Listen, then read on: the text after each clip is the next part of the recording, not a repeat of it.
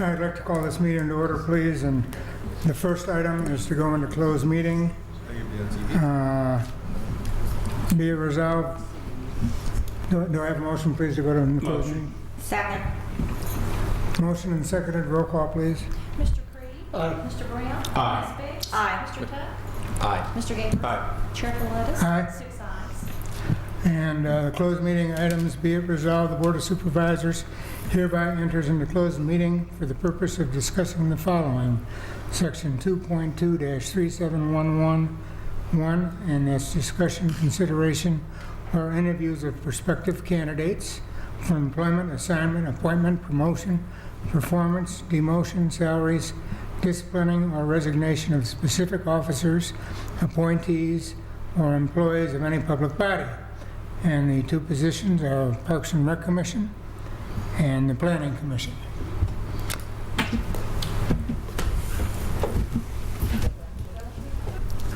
I'd like to call the meeting back to order, please. And the first item is to go out of closed meeting. Do I have a motion, please? So moved. Second. Moved and seconded. Roll call, please. Mr. Brown? Aye. Ms. Biggs? Aye. Mr. Tuck?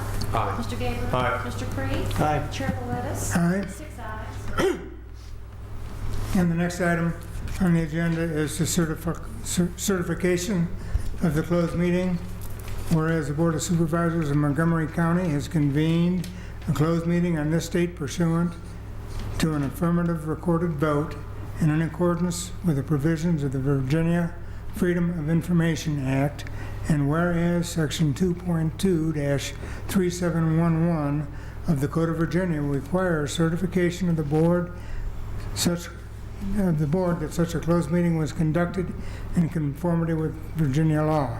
Now therefore be it resolved that the Board of Supervisors of Montgomery County, Virginia hereby certifies that to the best of each member's knowledge, only public business matters lawfully exempted from the open meeting requirements by Virginia law were discussed in the closed meeting to which this certification applies, and only such public business matters as were identified in the motion conveying the closed meeting were heard, discussed, or considered by the board. Do I have a motion, please? So moved. Second. Been moved and seconded. Roll call, please. Ms. Biggs? Aye. Mr. Tuck? Aye. Mr. Gabriel? Aye. Mr. Creed? Aye. Mr. Brown? Aye. Chair Lettuce? Aye. 6 ayes. The next item on the agenda is our invocation, and I'd like people to please stand and take a moment of silence and consider all the things we have to look forward. And after our invocation, Mr. Meadows will lead us at the Pledge of Allegiance.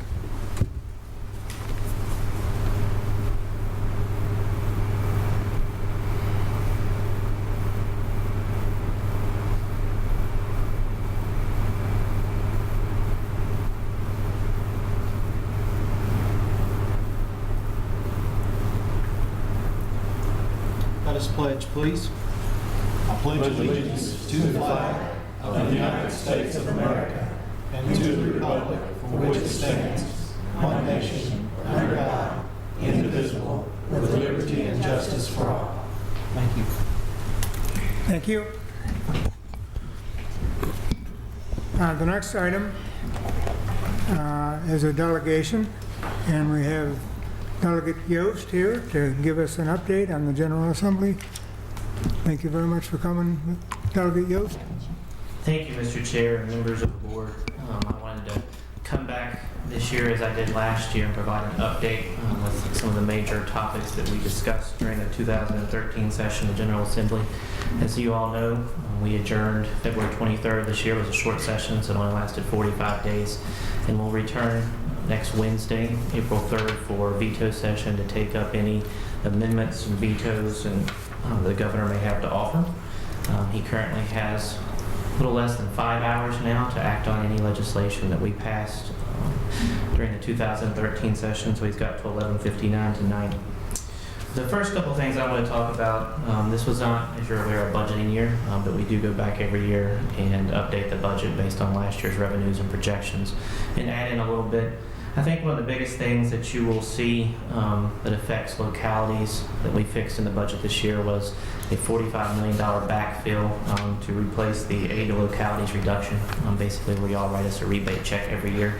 I know that Craig is probably very happy about Thank that you. come July 1st. Thank you. Another big thing that we saw was there will be an expedited repayment of the VRS funds that were taken out between 2010 and 2012 to add an additional $100 million to help move that process forward a little bit quicker. We also added an additional $600,000 for local aid to library funds, which I know is something that Matt Gabriel's probably interested in. Some of the other major things we dealt with aside from the budget, school safety was obviously a very hot topic this year following the events in Connecticut in December of 2012. The governor issued Executive Order 56 that created the governor's task force on school and campus safety, of which I'm a member. We met and provided the governor initial recommendations by January 31st, 2017 to be exact. He turned those recommendations into a total of 8 bills. The ones that will likely affect y'all first was House Bill 2343, which provides for school security upgrades. It's something that y'all might actually be interested in. Come July 1st, for the next 5 years, they have budgeted $30 million over 5 years for a revolving security equipment fund, $6 million a year. School divisions can apply for annual competitive grants for up to $100,000 to provide for security upgrades in the schools.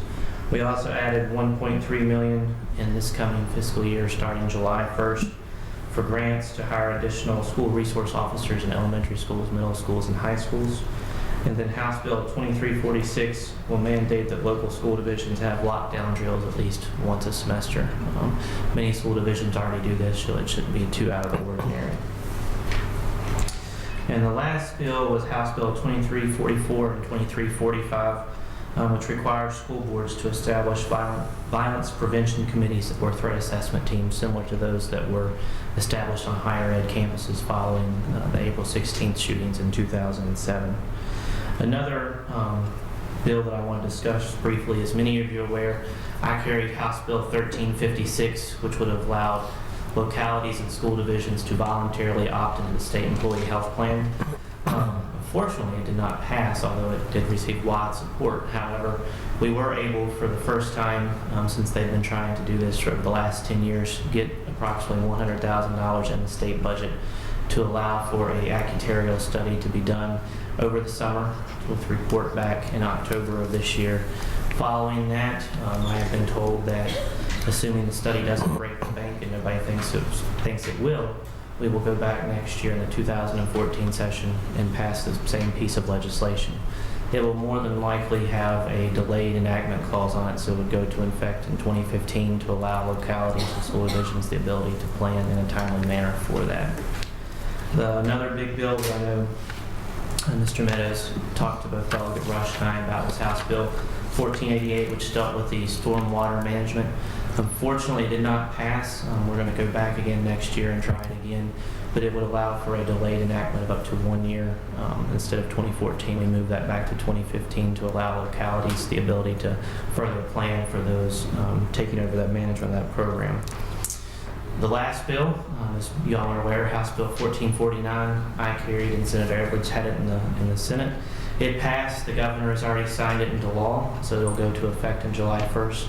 So beginning July 1st, properties that front those exits on 109 and 128 can officially apply for mixed beverage licenses through the ABC.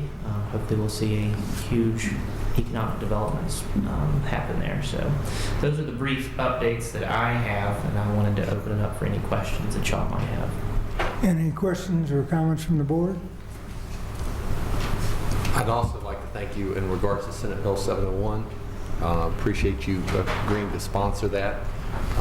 And as far as that's concerned, there was some confusion, I think, in defining the words as far as transgender, and is that, you think, some of what kept the bill from passing? Some of it. Okay. If there's anything I can do, I'm really happy to help. We'll be back again next year. The exact same bill. Anybody else? I want to thank Delegate Yost for his weekly updates. I mean, you're really keep the information flowing, and really appreciate that. Thank you. Matt? Thank you again for coming back. I mean, I think this is a nice tradition, and I hope to see it continue. My concern is mostly, and I was wondering if you could just speak a little bit about this, is especially about is funding for our schools, which obviously, the schools are facing a $4.2 million shortfall coming into the budget year. What happened was that the state was able to provide about $600,000 more dollars, most of that tied to the governor's proposed 2% raise for the teachers, and I want to ask you a question about that specifically in a minute. But then beyond that, I mean, that's $3.6 million also that we're trying to fill, and the county, the locality, is the major one left with responsibility to fill that. And that, to me, I mean, that seems very out of sorts, right? With the locality who has, again, very little taxing authority, very little ability to raise revenue, very limited resources, is doing the lion's share to fund the locality, the local school districts, while the state seems to be shirking its responsibility. So any movement, any suggestions about how that can be turned around? And ultimately, it just comes down to money. Is you got to be willing to put money into these programs, which are essential needs that localities provide. Well, and I can tell you, both myself and I know Delegate Rush and Delegate Habib have advocated pretty vociferously over the last 2 years to provide more funding so that, you don't have to increase property tax and other taxes in the county. Unfortunately, we're only 3 voices. I'm only 1 voice. And, it's very tough to get that through when you have 99 other members who are asking for the same thing too. A lot of folks have asked me, why don't you change the funding formula for schools? I can do it. I mean, we can definitely put the legislation in next year, but you won't like the outcome, I can guarantee you that. The problem that we have in the General Assembly, and it's only going to be exacerbated in the coming decades, is we have lost our voice in terms of rural Virginia, and it's all going to Northern Virginia at this point. We've held on to a lot, as much as we can, over the last 2 years, but with the next census, we're likely to lose more Senate seats and more delegate seats, and so we're going to lose further representation in these areas. And the funding formula specifically for public education, the LCI, and for transportation is one of the last things that rural localities have a grip on in the state legislature. And if we change that, it will be to the detriment of us. I can promise you that, unfortunately. Yes, absolutely. I mean, that makes perfect sense. I mean, my concern, however, is that the way that the General Assembly seems to be, where the General Assembly seems to be devoting its energies is not primarily towards public education. There's a lot of kind of sound and fury, but not really ending up with a whole lot of stuff. And one of those things is the thing that I mentioned is about the proposed raise for the school teachers, which to give the school teachers just in Montgomery County a 2% raise, right? It's about $2 million. We get about $400,000 from the state to do that, and we're on the hook for the rest. And with the adjustments, I mean, the Assembly was able to add a little bit more money to that. But, we're faced with, do we actually want to do something for our teachers, and then the locality has to kick in the lion's share of that money, or do we not want to do it, and then we lose what little extra state funding this coming year we have? The only explanation I can offer for that is I asked about the 2% raise when we had our small budget briefings throughout session, and the response that I got was the funding formulas for that was no different than the way they do other funding formulas for education. That it's a match and has been always. I mean, that's the only thing I can offer in terms of that explanation.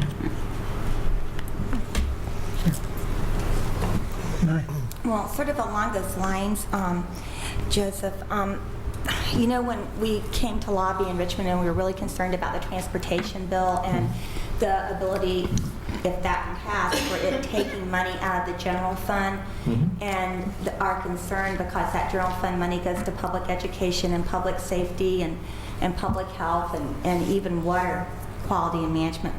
Can you help us understand what was passed and how much it will or could take from the general fund? Because that minus out of the general fund will impact us locally and all localities across the state. The transportation bill that we passed on February 21st was a compromise bill. It's not a perfect plan. I don't like everything in it. I don't like the general fund diversions. As you're aware now, for transportation, currently a half of every penny that goes into the general fund gets diverted to transportation. The ultimate compromise that came out of that was that would be raised from 0.5 to 0.675. The governor had originally wanted 0.75, but the compromise was 0.675. The other components of that bill, the 17.5 cents gas tax has completely been eliminated and will be replaced by a 3.5% wholesale tax at the rack that will be tied to inflation, so it will move up and down. So it's still a user fee. The other major component of that too is a 6% tax on diesel. Another major part of it is the passage of the Marketplace Equity Act in Washington, and most of the proceeds from that collection of those sales taxes would be devoted to transportation. There was changes, though, however, as relates to public education. Currently, if you look at the percent of the sales tax that's dedicated to education, it is 1 1/8%. In the transportation bill, they actually increased that from 1 1/8% to 1 1/4%, so that went up. And then approximately 1.25% of the revenue from the Marketplace Equity Act would be dedicated to public education. So it'd see about an additional $1 billion over the 5 years that would be dedicated to public education from the passage of that bill. However, the governor has yet to sign it into law. I've heard that there are going to be some substantial changes. I do not know what that means. It could mean that the bill might be in jeopardy, but we will see. Like I said, he has until 11:59 tonight to make those changes. Then how would it, then are we still going to be minus on the public safety aspect and some of the other things then? In technicality, you would. I mean, that's unfortunately the way it worked out. Like I said, it's not a perfect plan. There's other parts of that plan that I don't like, including the general fund diversion. But, everybody agreed that something had to be done. Otherwise, we were likely to slip further out of the best place in the state nation to do business. By 2017, we would not have enough money to maintain what we have, much less build anything new. Do you see any hope in the future for any kind of movement to adequately, well, I won't even say adequately, but to try to move toward funding public education K through 12 in a more reasonable manner? I guess that's the best way I could put it. I think so, yeah. I mean, I think, over the last 5 years, it's obviously been tough on everybody from the locality all the way up to the national government. However, last year we did a lot backfilling a lot of what was taken out in public education. A lot of people like to say it's new money, but we're just backfilling what had been removed over the last 4 or 5 years. So I think over the next 5 years, you're likely to see a lot more money being invested into it. Because we're so far behind now, so very far behind, and as you know, and we talked about it, so tied to economic development and everything else that goes on in our state. So that would be one thing that I would just still feel very strongly about happening next year, is to get the monies back to the localities where we need them, number one. And if not, then we need to look at what we're allowing the localities to do to raise revenue, because the real estate property tax is very regressive. I agree. And so there needs to be something out there. But thank you for coming, and thank you for answering the questions. Absolutely. Any more questions or comments? I apologize for coming in the middle of it, but that couldn't be helped. So thank you. And for what I heard, appreciate your being here, though. Thank you. Absolutely. Okay. Joseph, I want to thank you very much.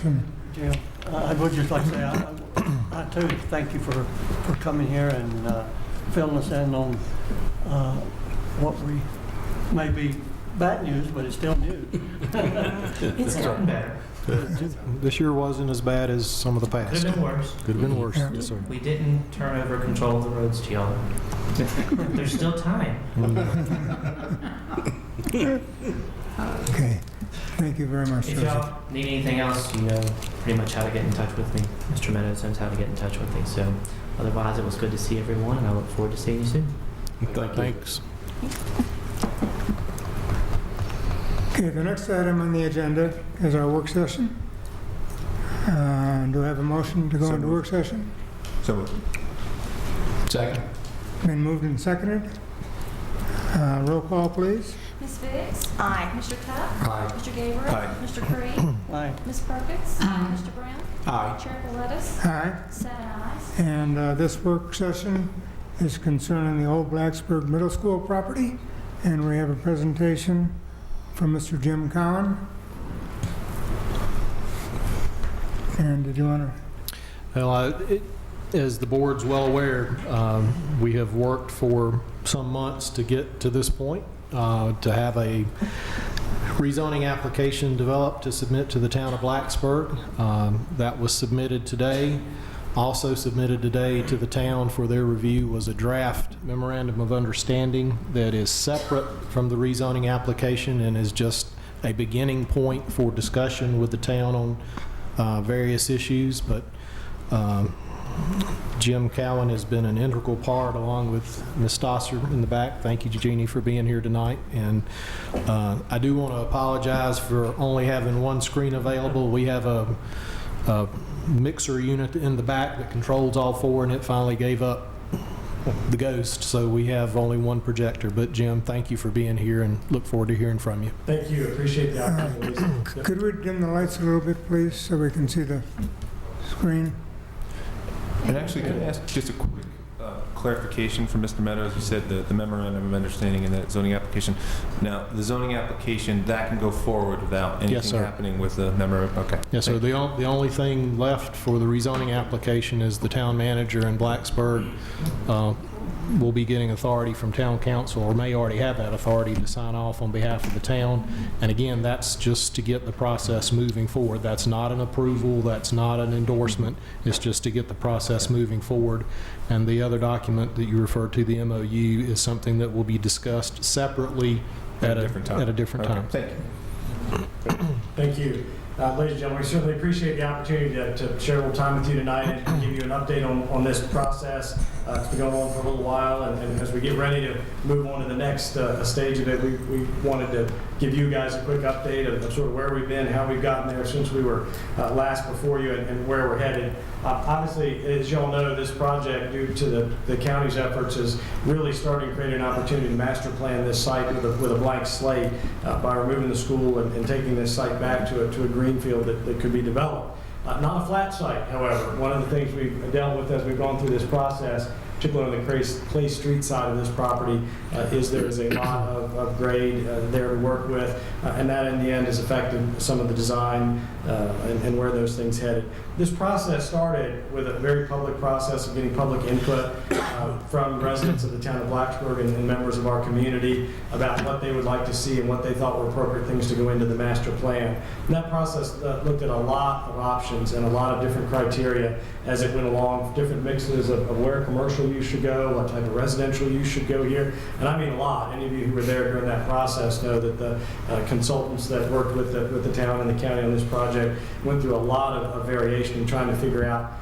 what's the best way to both maximize the value of this site as a resource in our community from an economic development standpoint, but obviously balance open space and other criteria and adjoining property uses and some of those things. That process, as you know, culminated in a master plan that was adopted back in June of 2011 by the town and by the county.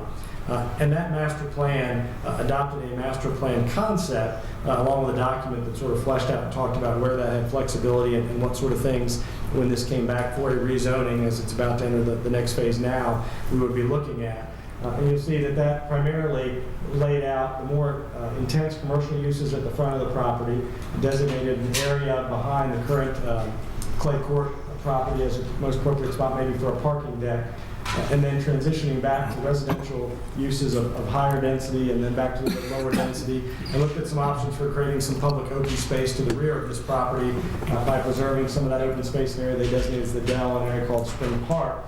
They looked at some different options, some that had a larger park. There was some preference that we got from council, some of the folks were trying to preserve that if we could. There was some discussion and some language in the text that if you did that, essentially what you would do is sort of push some of that density forward on the site and keep it there in the middle and keep more of that open space in the back open. And you'll see that's something we've tried to work with as we've gone through this process. The master plan also accommodated, as does the plan that we're going to submit, some phasing. This is a big project. It's a substantial investment. It's a substantial amount of both commercial space and residential space in our community, and that's going to take some time from a market standpoint to develop, lease, sell, and some of those sorts of things. And so we started with a framework to work from, and you'll see when you look at this framework that it's largely been preserved. Parcel A is still where the structured parking goes. There's a Miller Promenade, which is that light blue area coming off of Miller Street in Maine, has been preserved. Parcel B is the primary commercial parcel under the master plan, and we've put the bulk of the higher density commercial uses all on that property. And then as you go back into the property, you'll see there's in the center there a small square that was a Blacksburg Town Common with a street going around it to create some flow. That was intended as an event space to be closed off for special events and festivals and community activities. You'll see we've actually turned that 90 degrees and increased the size of that. You'll see that the final plan has a large village green in that location that's bisected by this cross street. You'll also see that there was an idea of creating a Miller Avenue that would continue through the site. You'll see one of the options is for that to terminate in a roundabout here. One of the original ideas was that street might go back out to Clay Street. If you go back to that drawing that showed the grade, that's a pretty challenging place and a pretty challenging angle to bring a street out. You'll see in our plan it terminates instead in the traffic circle that you see in orange as one of the flexible criteria for how that street might terminate. Also doing that obviously increase the park area a little bit. And you'll see these back blocks are primarily where the housing was designed to go in the master plan. And what we've done here, parcel F could be either a developed parcel or a larger park. You'll see we preserved the majority of that parcel to be a part of the park. So the master plan went through and tried to look both at that massing of those scale, and you'll see has some materially sized commercial buildings on the front, and then some multifamily residential products, and then going back into some lower density. The master plan also gave us some guidance on sort of what sort of look and feel from an architectural design standpoint the town was looking for. You'll see the plan that's being submitted adopts these same visuals as part of sort of what the idea of the vernacular of the architecture, so to speak, that we're going to try and follow, and we've provided some examples to that, and I'll share a few of those tonight. We have those both for the office product. This is more urban. You'll see that matches some of the other development going on in downtown Blacksburg from sort of an architectural style and feel, and also in the housing style, some different types of product that were adopted. So we started trying to develop some plans that would work with that. Obviously, those plans, some of those were also attempts to accommodate some of the tenants and prospective users that had come forward and said they wanted to be on that site. This was an early concept that had a large park. As going through part of this, there was a series of design principles on sort of what are some of the ultimate goals that we're trying to maintain as we go through this process. That was adopted by the developers back in November as a framework to try and refine this plan. We had some early versions, pretty functional, a little bit boxy. Some things about people liked, some things that were less so. Got some feedback. You'll see that plan started to evolve into a plan we had last fall. That plan had some issues from the standpoint when you got into really trying to engineer and figure out the cost of it. Some of the things that have been planned along Clay Street, building into that hill is essentially filled. When that football field was there, it was pushed in and drops off pretty steeply towards Clay Street. There's some real issues from a cost standpoint trying to build on that hillside. You'll see what we've done is in fact preserve that and added a lot of that area to the open space. But as it went along, we got some more positive feedback from the community that was getting closer and having some public space on the front of the site and sort of to lay out something that was a little bit balanced. Starting to get a little bit more of a sense of space and defining some public areas of what they might look like as we go forward. We came around and looking at that and trying to balance out those design principles, some of those cost elements, trying to rework the plan to address some of the areas that in the original master plan had some developments going on that really probably weren't appropriate to be developed at the end of the day. And so we came up with this new village green approach. Maintains the commercial space up in that parcel B where it's laid out in the master plan, keeps the structured parking on A, maintains the promenade that you can see turns that smaller town common and expands it into essentially about a football-sized village green, which will be a big town lawn element that can be used for festivals and community events and some of those sorts of things. Also have a space for one additional commercial building along that northeast corner of that. And then it pulled in some of the more dense structured housing into the middle of the site, added back an element that had been some of the early plans. We got some feedback that people liked, which was having some for sale or lease townhome residences to sort of create a buffer with the adjoining community and residential uses. That was added back in. So we started to get pretty close. There's some things about that we liked. We got some feedback about the residential density and that layout in the middle. Tweaked a little bit more to try and balance that out as we got further into engineering this design and making sure it was actually buildable and would work. Started to get a better sense of scale with that I think folks had a little bit more comfort with, while still creating a really nice, this is a shot looking down what would be Miller Avenue and creating a little bit of a streetscape along there. Still some architecture and things. As buildings move around, you got to modify the architecture on them. So there's some work and some of that work's been ongoing. Same thing on the apartment side. We've got a residential mix here that I'll describe to you in a minute that got us a little bit bigger. And that brings us essentially to where we are today, which is what you see here is really the final plan that is going to go in as part of this rezoning. Preserve that village green in the center of the property.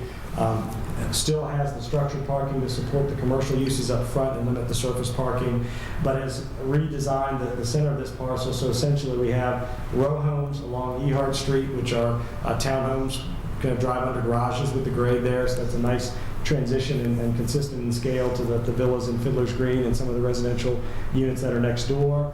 Has a larger building that's fronting the village green, which is an elevated apartment residence type of building with a clubhouse and some of those amenities for the folks that want to be able to walk in and have elevated access and secure access building to their unit.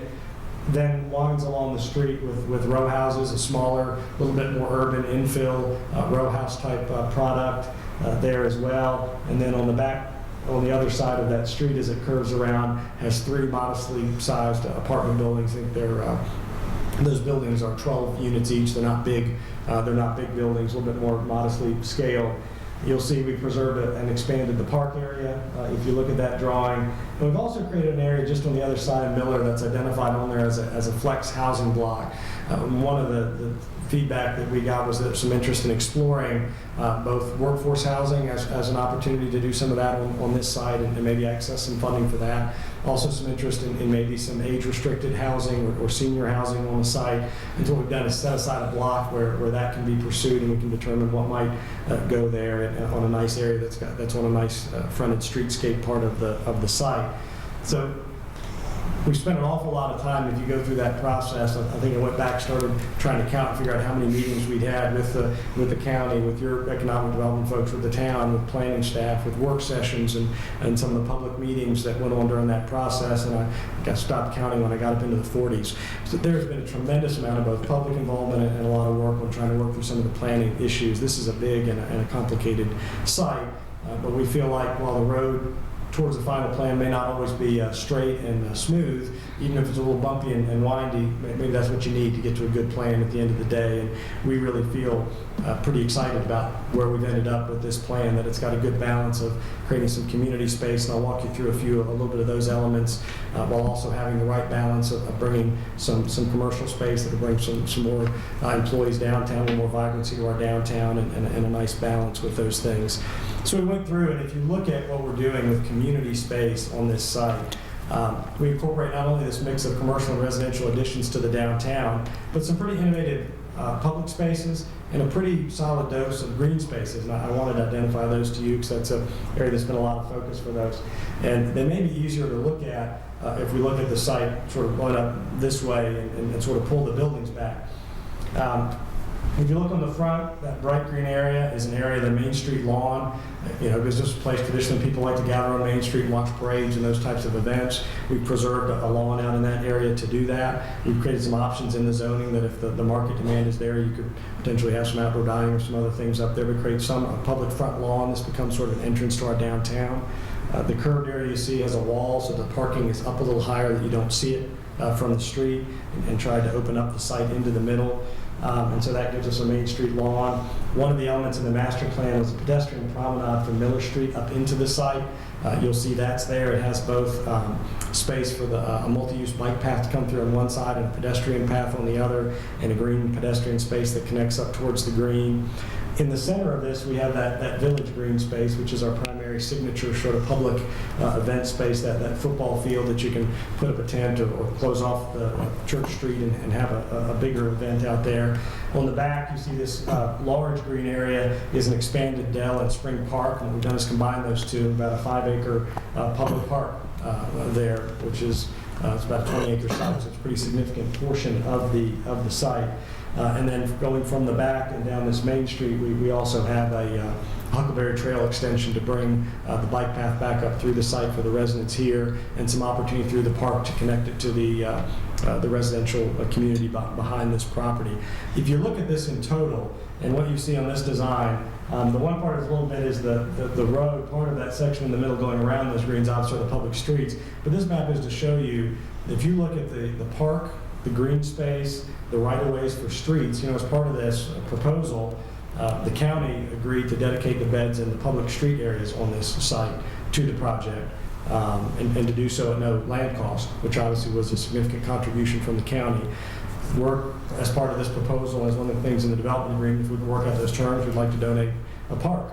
We have these other green areas that are giving easements for public use. When you add those up, it's 43% of the acreage of this entire site is being either deeded to the town for public use and public streets and sidewalks and plazas and those things, or they're being given an easement to have public activities and public use of those areas, like you have an easement for your sidewalk and some of those. So a very significant public component to this.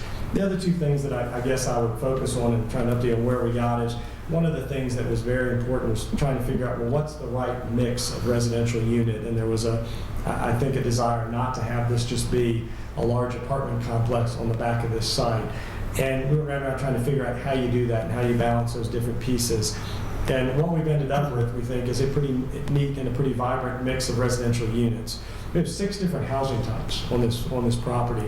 We have a mix of townhomes, smaller, more urban sort of infill row houses on the interior along that street. We have both walk-up and elevator-serviced residential units of varying sizes. We have this flex block that gives the town the opportunity to incorporate workforce housing or dedicated senior housing.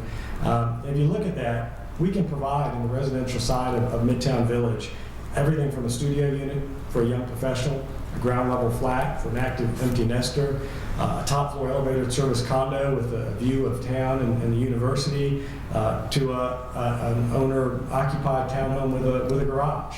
So we've got a very vibrant and nice mix of residential units. And the other side of doing a project of this scale is obviously those are different target buyers and residents. So if you do all one product, the one type of market's only so deep. So we think that was an important part of this. But we think at the end of the day, what we've come up with and ended up with, and hope you will be pleased with, and will be comfortable supporting us in moving forward through the rezoning with, is a true mixed-use development that embraces the master plan. You'll see one of the things that's in the rezoning package that we sent is going by showing how in each parcel, in each public aspect of that, we've gone through and identified the criteria that were set forth in the master plan and met those with what we've done here. But this gives us a home for local technology companies, their employees, space for professional offices, space for neighborhood shops and restaurants, along with residents for those folks, all within walking distance of our downtown. And we think that's something that will be really good for the downtown in Blacksburg. We've got some views. You'll see a lot more visuals in the package that you get.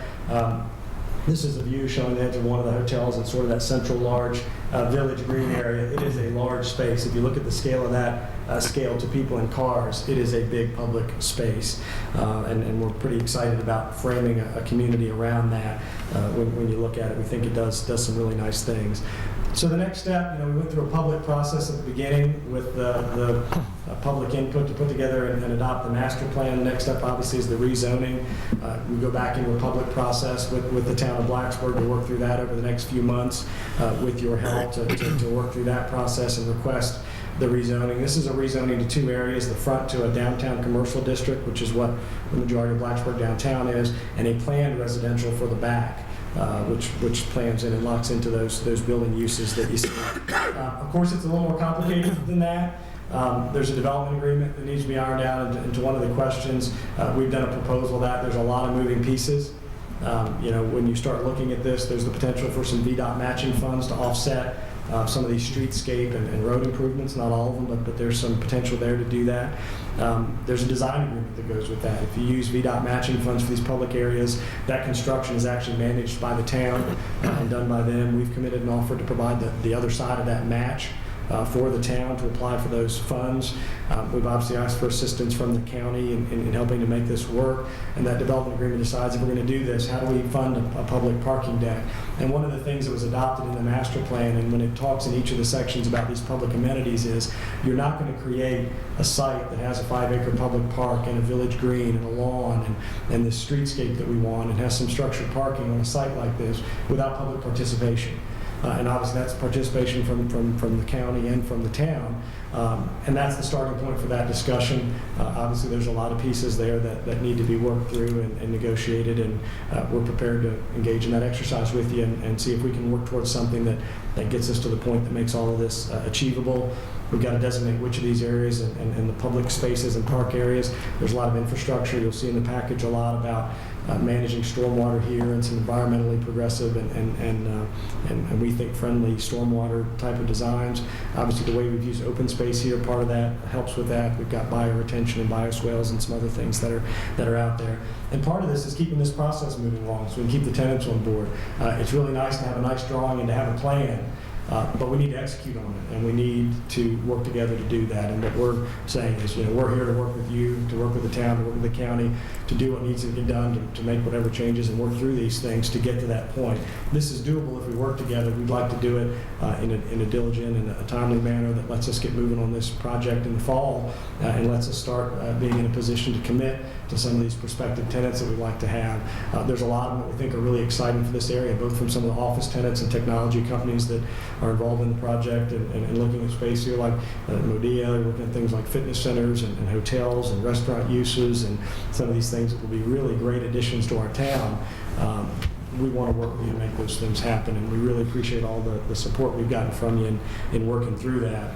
It all comes back to that master plan, and one of the things we did when we looked back to take a fresh look and came up with this final plan was, are we being consistent with that, and are we really honoring what it said? And we really feel like when you walk through and look at it side by side with the master plan, hopefully you'll agree with us that we've done that. And to the extent you think there's things we can do a little bit better, we're happy to talk to you about how we can achieve that. Any questions, Mr. Collin?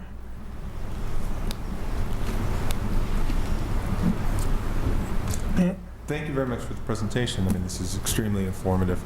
One of the kind of persistent questions about this site has been the concern about student housing. Sure. In the back half. I'm wondering if you could just kind of address how your the plan addresses that absolutely. concern. And obviously there's things you can do there and there's things you legally can't do there. We've looked at that. We think the best way to address that issue is the way we've done it here, and that's create a vibrant mix of housing. We have for sale and for lease product, and we have townhomes, we have smaller flats. By mixing up and having a diversity of types of housing. I've never seen a student housing complex that has 6 different housing types. It has for sale townhomes and infill urban row houses and elevator, condominium apartment style residences and walk-up units and flex housing that be segregated for workforce housing or senior housing. To me, that doesn't sound like a student housing complex. And so part of it is creating that residential mix of unit type and some of those things. We've done that. This is substantially less density on that standpoint. It's actually even less density than the master plan talked about on the residential side. And the other piece of that is by not building that product. You'll see one of the things that we've profited in this development is there won't be any 4-bedroom, for-lease units. There's not going to be by-the-bedroom leased units. There's not going to be furnished those type of units. That type of product that you see, which is the new product, that if you look at what's being proposed, for example, for the Ovenshade Farm, the 4-bedroom cottages leased by the bedroom, furnished high-end, that's the student market of what people are building today. This is a very different product than that, and so we think we feel like we've addressed that, and it's a legitimate question. Marty, I just want to confirm my thoughts are you cannot legally say student housing, a graduate student, a 22-year-old cannot rent. That is illegal, correct? Yeah, you cannot discriminate against students for housing. I just wanted to thank you. Or if somebody buys it and lets their student live in it. Well, that's the trade-off. And one of the requests we got was to have a mix of 4 rent and 4 lease units. And yeah, and that's so part of the trade-off of attracting owner occupants in a college town. I like the concept. Thank you. I had another one. Looking at the kind of top-down footprint of the proposed site plan, it seems like a lot of surface parking. I was just wondering if you could talk about how does the parking that's proposed here kind of match up with existing kind of town requirements for density? That's a great question. This actually has, I think, a little bit less surface parking than the master plan, the concept plan that went with that. But it is consistent. You do have to have parking. One of the things is, particularly if you're targeting professionals, all of us, we might really like to live downtown and be able to walk downtown, but we're probably still going to own a car. And so part of this design, what we've done is provided a parking space for every bedroom in the residential portion of the property. That's permitted to do that. We think you need to have that. We've reduced the density to adjust that a little bit. It always looks like more parking if you look at a site from this. If you were a bird, what do you see? You see rooftops and parking. Now at grade, if you look at those visuals, obviously you see it a lot differently. So you can do 2 things. One, you can limit it.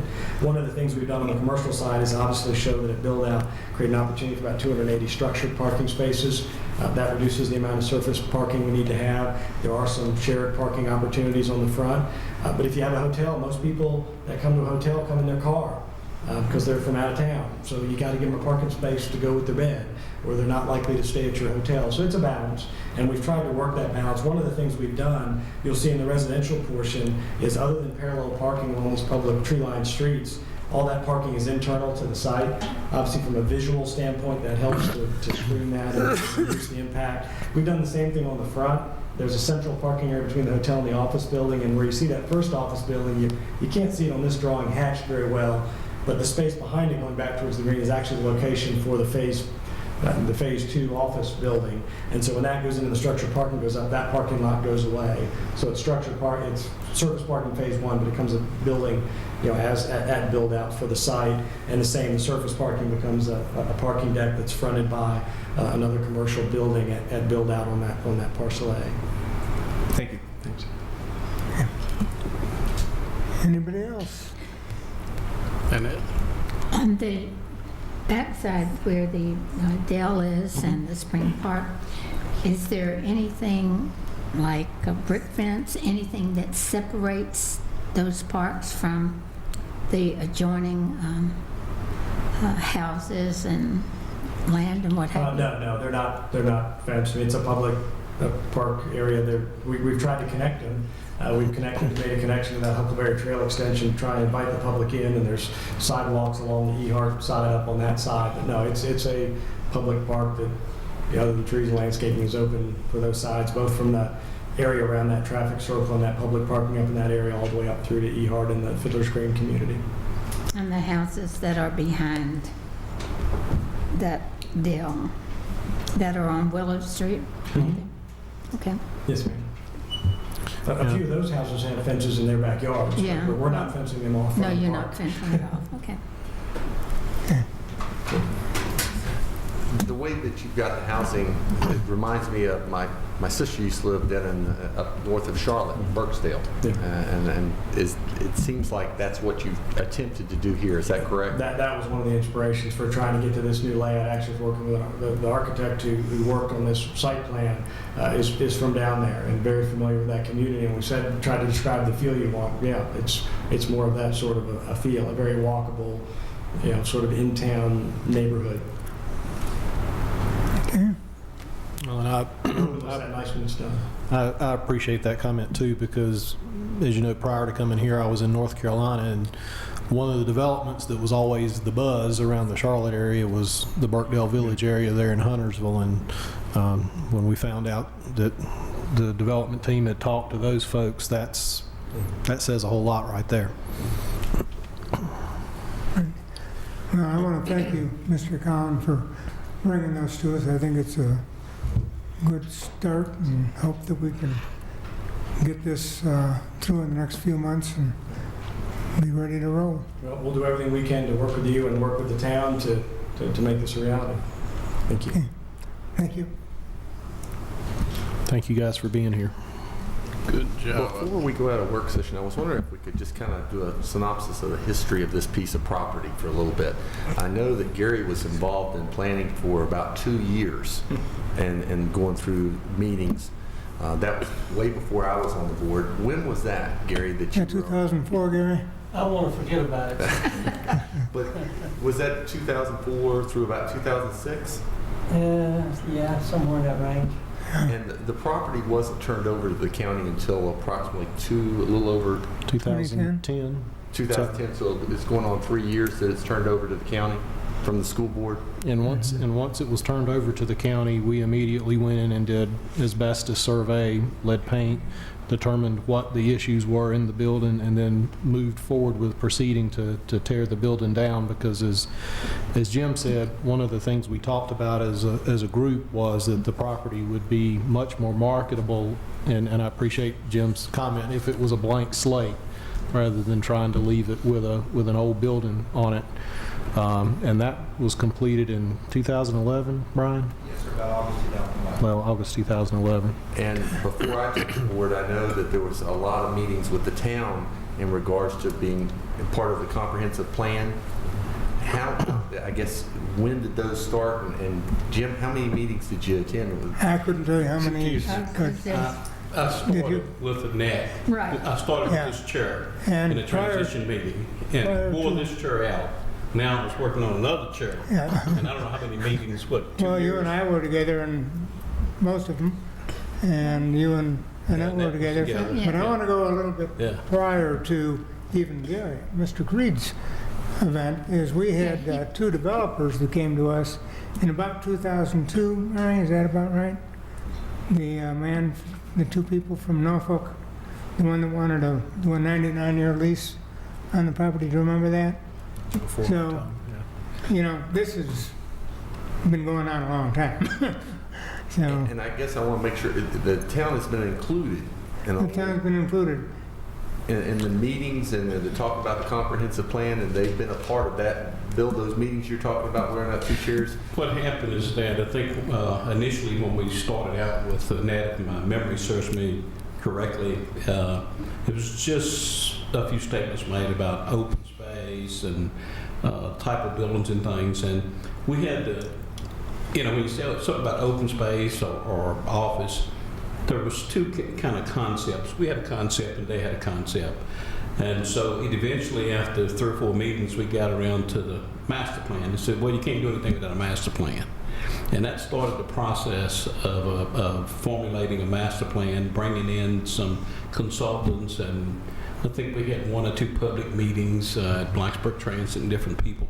Yeah, trying to draw in one of those points. slides showed Yeah. all the different Yeah, designs. and then I guess after we got all that approved, we had what you call a working group or a transition group, which consisted of the county administrator, the chair, the vice chair, and our attorney. We met with the mayor, the vice mayor, their attorney, and their manager. And it seemed like we were meeting like every 2 weeks. Every or 2 weeks, Every yeah. 2 weeks and so forth. And, That probably started in August. yeah. And even there were some meetings where we got to see some conceptual plans Some for the draft. site.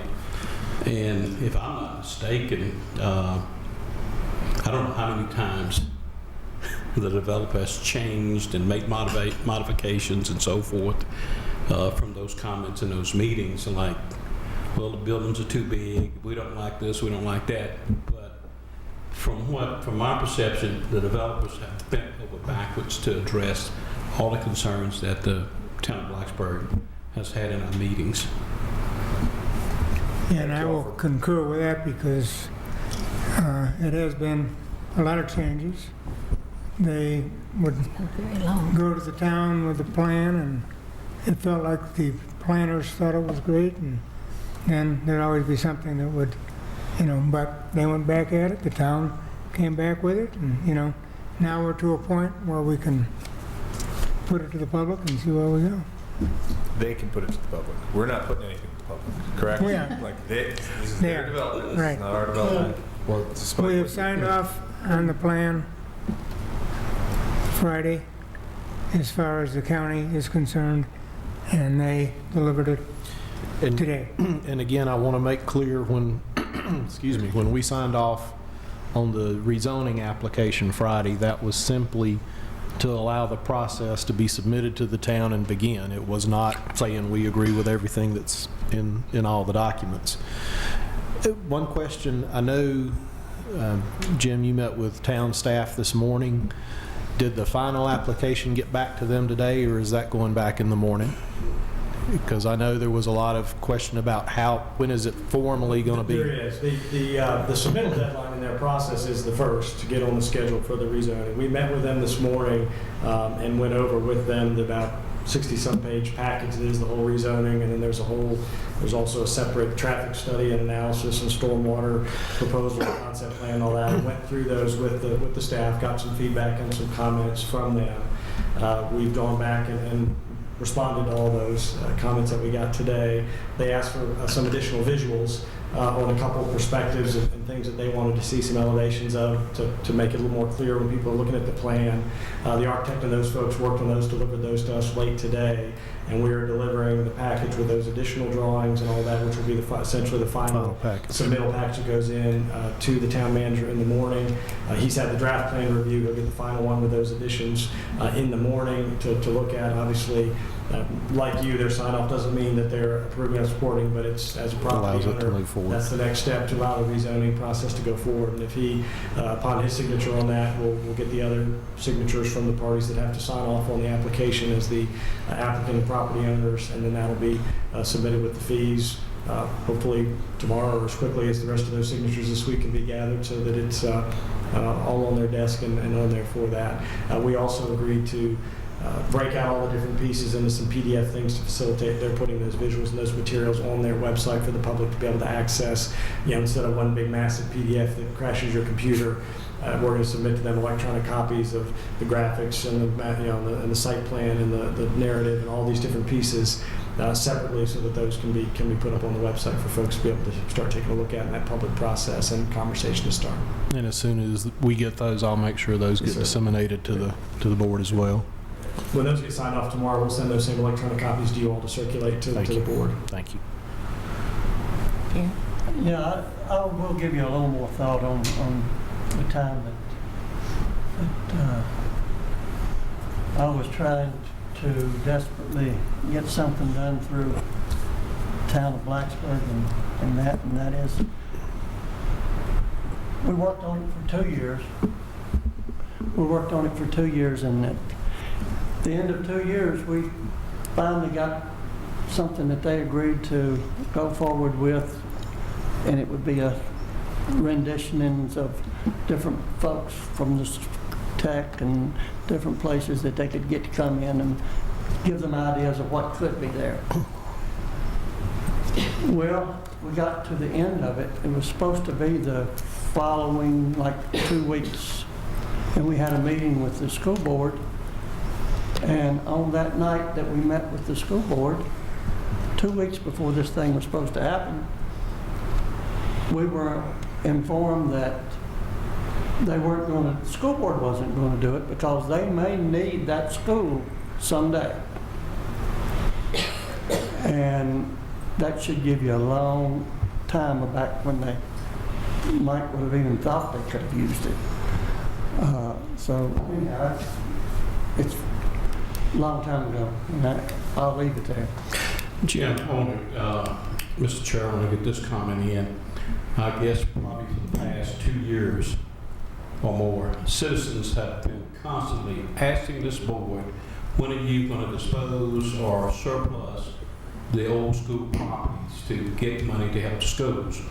We have been telling those citizens, probably at the meeting we had last Monday and the meeting we had in Roanoke, the topic is, when are you going to sell some of the surplus property?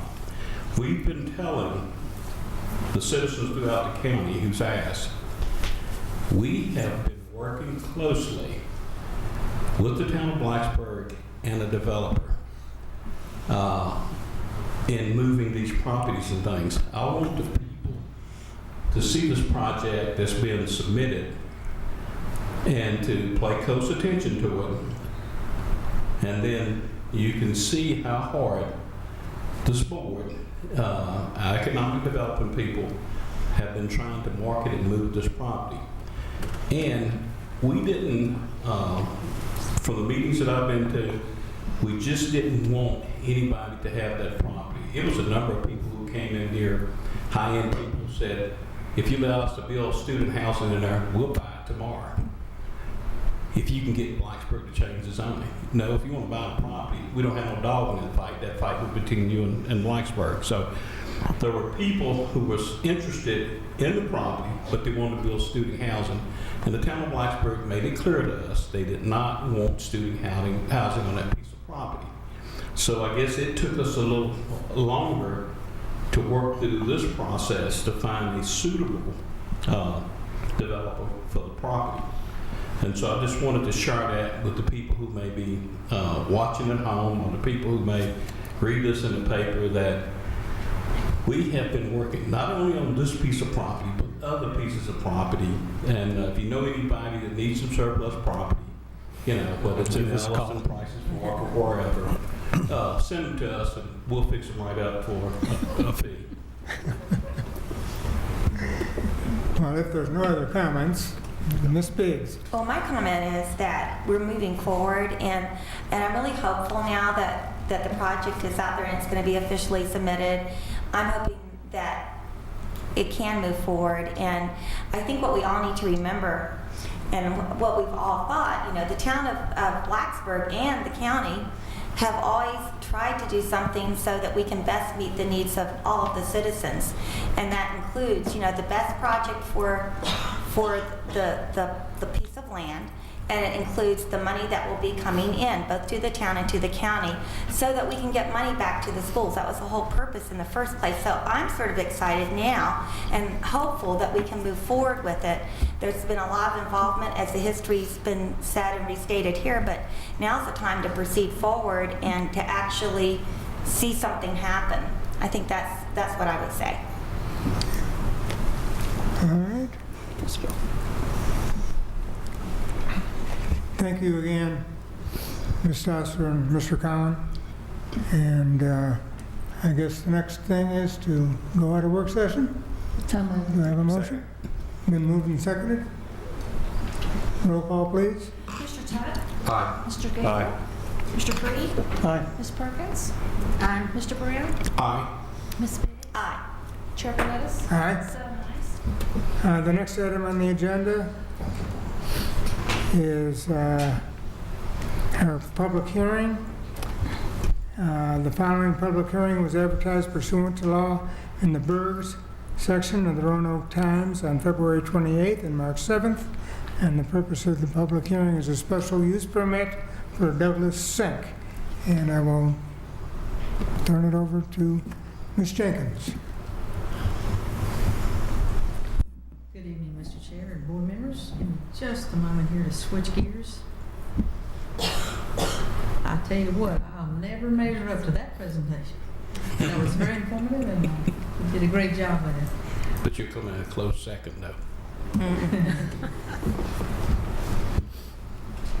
Okay, just as a word of information to the public, we have this one special use permit, and the action date for this permit would be April the 8th at the Board of Supervisors meeting here in this room.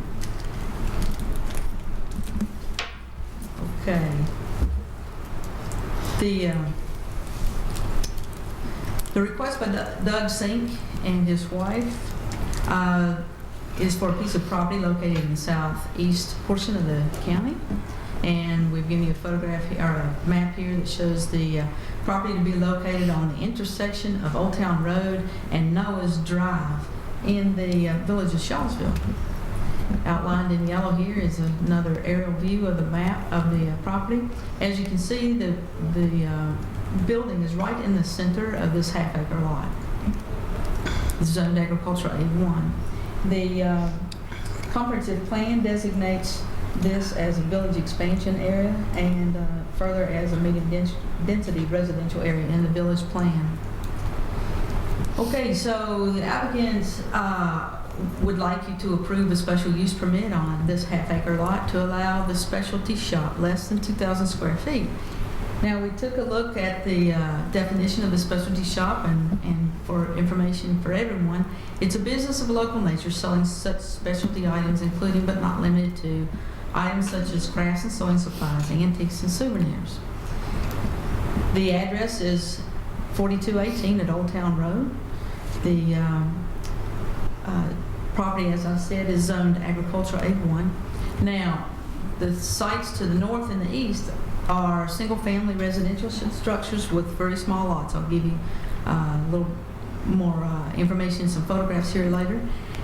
The properties to the west and also to the south across Old Town Road are owned by the county and used for the Shawsville Middle School. We took a look at the impacts that this project would have.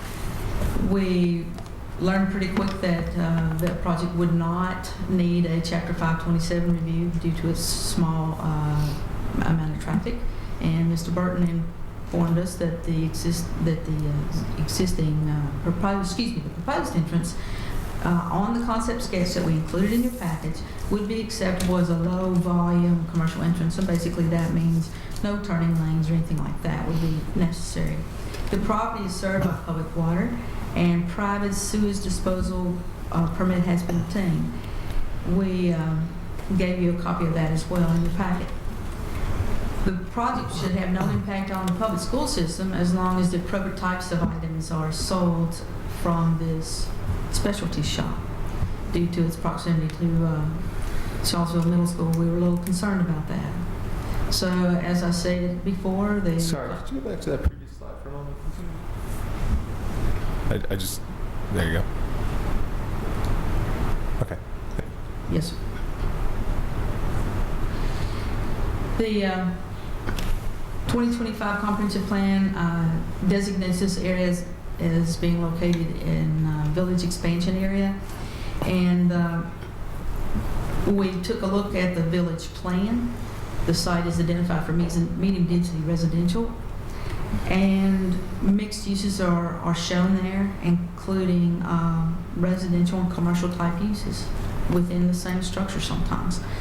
So the policy 1.9 in the Shawsville Village Plan encourages this reuse of this structure, and we were very pleased to see this, to rehab these existing structures and make them usable again, and reduce blighted properties is important to us and important to that community.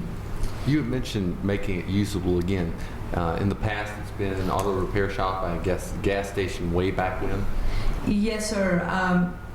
A little later in the presentation, I was planning to talk about that, but Mrs. Sink's family has previously owned this property.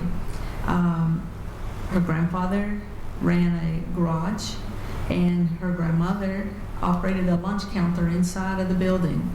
So she has a lot of sentimental ties to the property and was excited to be able to purchase that property in 2007. They were able to clean it up, which again is a nice thing for the village of Shawsville. The Shawsville Village Plan 4.1.3 also provides opportunity for small business development and specifies antique shops. That's one of the things they want to do here is put in an antique shop. Using the zoning and other financial incentives, we are to encourage that. Also, regarding tourism, 4.1.4, we talked about creating an antique corridor. Well, this fits right into our Shawsville Village Plan, and so we think this is a good fit for this property. So, took a look at the vital plan, and the plan does call for adding sidewalks to the residential areas in Shawsville that are not located in the village core. Then when we pull out that drawing and take a look at it, it calls for the construction of sidewalks along the north side of Old Town Road from Meadowbrook Library past the middle school. we don't really know how that could be accomplished on this particular site because of its small size, and the entrance and the parking is going to take about everything required here. So we feel that the use is compatible with the surrounding uses and with the comprehensive plan. It's appropriate in scale and intensity with everything there. So they are excited about putting a small business into this existing structure.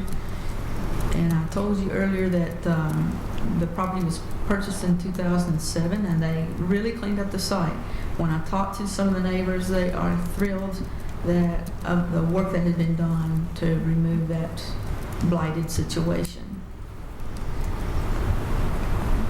All right, so along with the application, the county received a concept site sketch prepared by Highland Surveyors, and there's an existing 41 by 50 foot structure proposed for use as a shop. They will have to install a septic system. They do have the permit from Health Department if the special use permit is approved. The PSA water is already connected for the structure.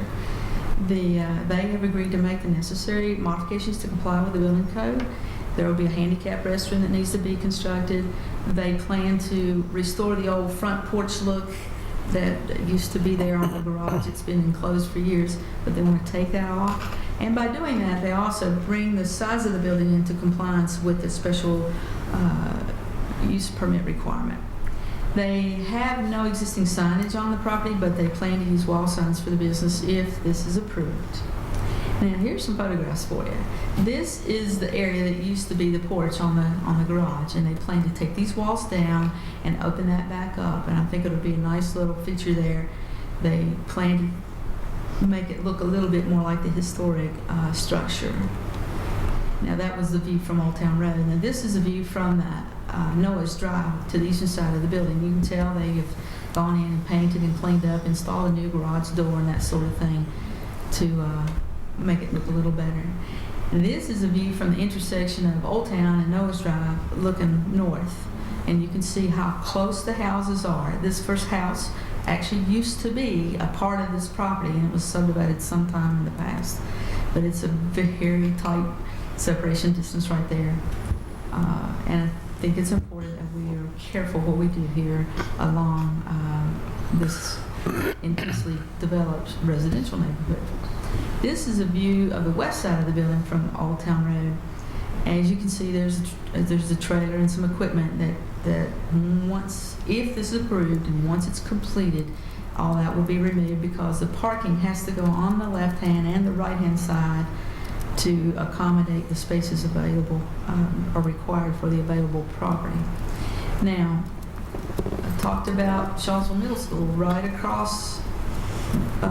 This is a view right across a little alley kind of situation there, looking west into the middle school property. And this is a view across Old Town. There's some old school buildings there too, which I understand a portion of those are to be removed from the property. Now, this is the concept sketch showing the building here in the center with 4 parking spaces on the right and the left. And then basically your entrance will come in here, and you see there's not a lot more room here for anything else. There'd be a minimal amount of landscaping around the exterior property lines. So the commission held a public hearing on the 13th of March. They voted 5-0 to recommend approval with 8 conditions. Mr. Donahue was absent. The conditions consist of a specialty shop less than 2,000 square feet in substantial conformance with the concept plan that was prepared and submitted. One thing we'll note is we did kind of reduce their opportunity for sales. As you can see here, the property shall only offer for sale crafts, sewing supplies, antiques, and souvenirs. Any other use not considered substantially the same will require further approval by the board. And the reason for this is the appropriate types of items offered for sale is important because of its proximity to the middle school here. The site plan is required for submittal and review. and approval. All the zoning permits, building permits, certificates of occupancy, and everything is required prior to operation of the shop. The permit authorizes use between 8 o'clock a.m. and 8 o'clock p.m. Now, they did not initially ask for that period of time. They wanted planned shorter hours. But based on the Shawsville Village Plan and so forth, we do hope to find in the future an opportunity for that antique trail. And we felt like that it may need a little flexibility in hours if they were to participate in something like that and give them the opportunity to be open and attract the public. We want the off-street parking must be located outside the VDOT right-of-way. We want to be real careful with that. The ordinance provides some opportunities for parking on adjacent properties within a certain distance, but we don't want parking in the street creating an issue. No outdoor display or storage will be allowed. No trash or litter would be allowed to accumulate on the property, and any lighting would have to comply with the zoning ordinance section 1046.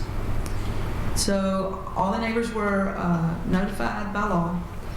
We did receive 2 calls, and once we explained to them what was planned, they were thrilled and had no concerns about the proposal. And we ask that you just give consideration to any other adjacent property owners or citizens who may be here this evening to speak, but we had none from the Planning Commission hearing. If you have any questions, I'll try to answer. And then the applicants are here in the audience to answer any questions as well. Mr. Creed. Yeah, I've got 2 or 3. Let me ask you what they would have, what they could use that for if they would keep the present A1, which I believe is what it is. Well, there's a few things that they could do commercially. They're not much. This is probably one of the best fit applications they could make. I'm just wondering what's the difference.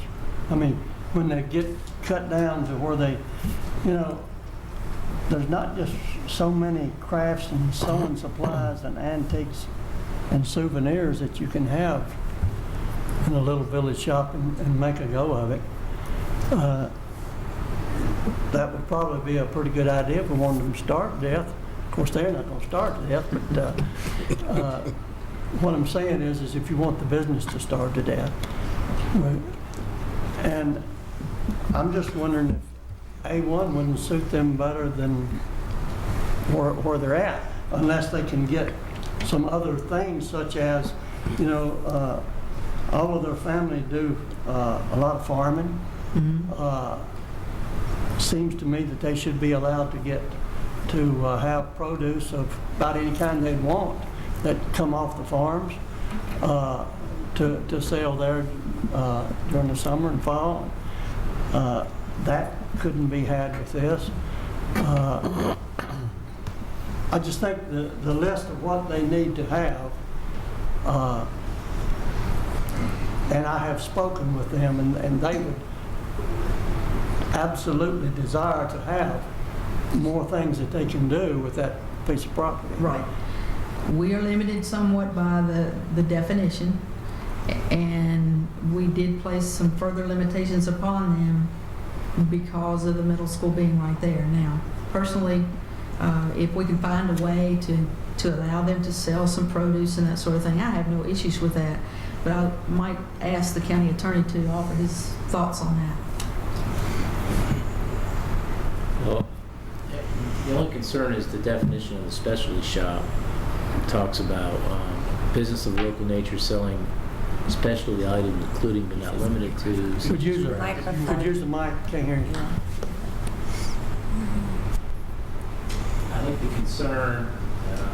think the concern with staff is that they're actually asking for rezoning to a specialty shop, which has a specific definition that includes items such as crafts, sewing supplies, antiques, and souvenirs. So I think that's where that definition came from. What else does it include?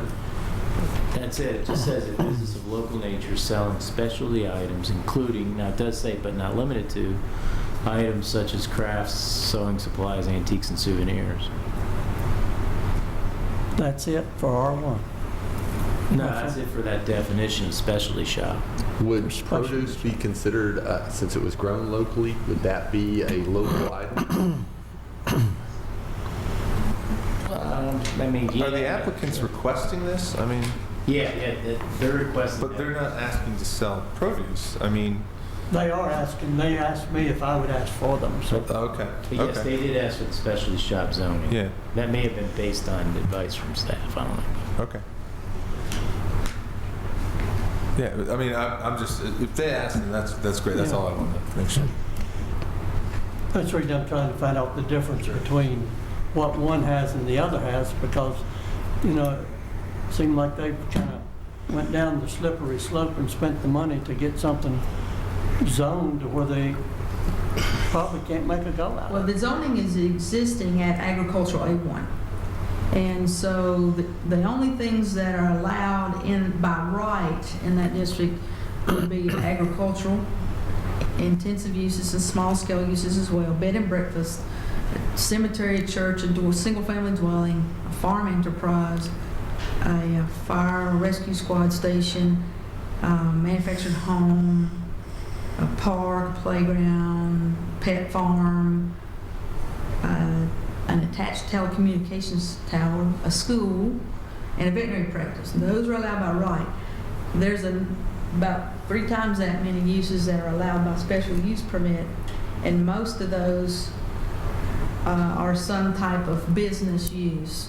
You know, civic clubs, contractor storage yards, country inns, a meat cutting business, daycare centers, flea markets, golf course, home business, junkyards, commercial kennels, just on and on and on. The number of uses that are allowed by special use permit in A1, because, you know, probably 80% of the county is zoned at agricultural A1. And while we think these are appropriate uses in that agricultural zone, they're not appropriate in every circumstance. So, you know, from what they were talking about trying to do, the initial conversation was they'd probably be open 3 or 4 days a week, and not 8-hour days either. So, you know, we sat down and we tried to look to see what would best fit, and this is what we came up with. Now, you know, it was after the school voiced some concerns about what could possibly be sold there that we kind of backed up just a little bit and limited the recommendation. You as the board have the opportunity to expand on that a little bit, I think, if Mr. McMahon concurs with that. I think our concern was it's not what the sinks want to do, it's the future owners. Because, you know, whatever you guys approve goes with the land. And so if they sell to someone else, and then they come in and start selling items maybe that aren't something that should be sold near a school. And so we came up with the idea, well, let's try to at least specifically limit. Now, that doesn't mean staff's not open to other suggestions, adding to that list, and maybe we could add produce that's grown locally for sale. And also, I was going to bring up, I saw in their application, I think, something about selling kitchen or kitchenware stuff. I think that would be appropriate if you want to add that as well. But what worries me about this definition of specialty shop, because it says including but not limited to, so that kind of leaves an open loophole, you know, for a future problem, not with the sinks, but with future. My understanding of what the school board was kind of interested in was that they not sell tobacco, beer, wine, this type thing, and they are not wanting to do that. Right. But as Mr. McMahon says, we had a long conversation. You know, if they've got a bushel of potatoes or a thing of tomatoes or corn or whatever it may be, I absolutely can't find any fault to why they shouldn't be able to do that, especially due to the fact that they're an A1. Without doing anything at all, they could have done that. Well, he said we can add to it. Well, the sale of the agricultural products is supposed to be from the property on which it's grown. You know, so if you have a farm and you grow some pumpkins there, you can sell them right there from the farm. Let me give you some clue as to, these folks are very close kin to one of the biggest landowners in Montgomery County. I understand. And there's lots and lots of produce that can be from their collective lands. So, you know, I think if I'm just looking around the board, I think that's something that we could add is put that locally grown produce. Maybe some fresh farm eggs, things like that. No chickens. I like it. I bet they could find Not some chickens. somebody. Here we go. You know anybody who wants to sell eggs? I have a separate question, so if I could. Yes, sir. With the past usage as a gas station auto repair clinic, are there any problems with like brownfields or cleanup of that nature that would need to be done on that property? I am not certain about this property, sir. There was a program years ago that caused most of these old sites to remove any gasoline storage tanks and that sort of thing from the ground. I do not know if that's been done here. Is there any way to find out? We can make some phone calls to see if we can find out. We can do that.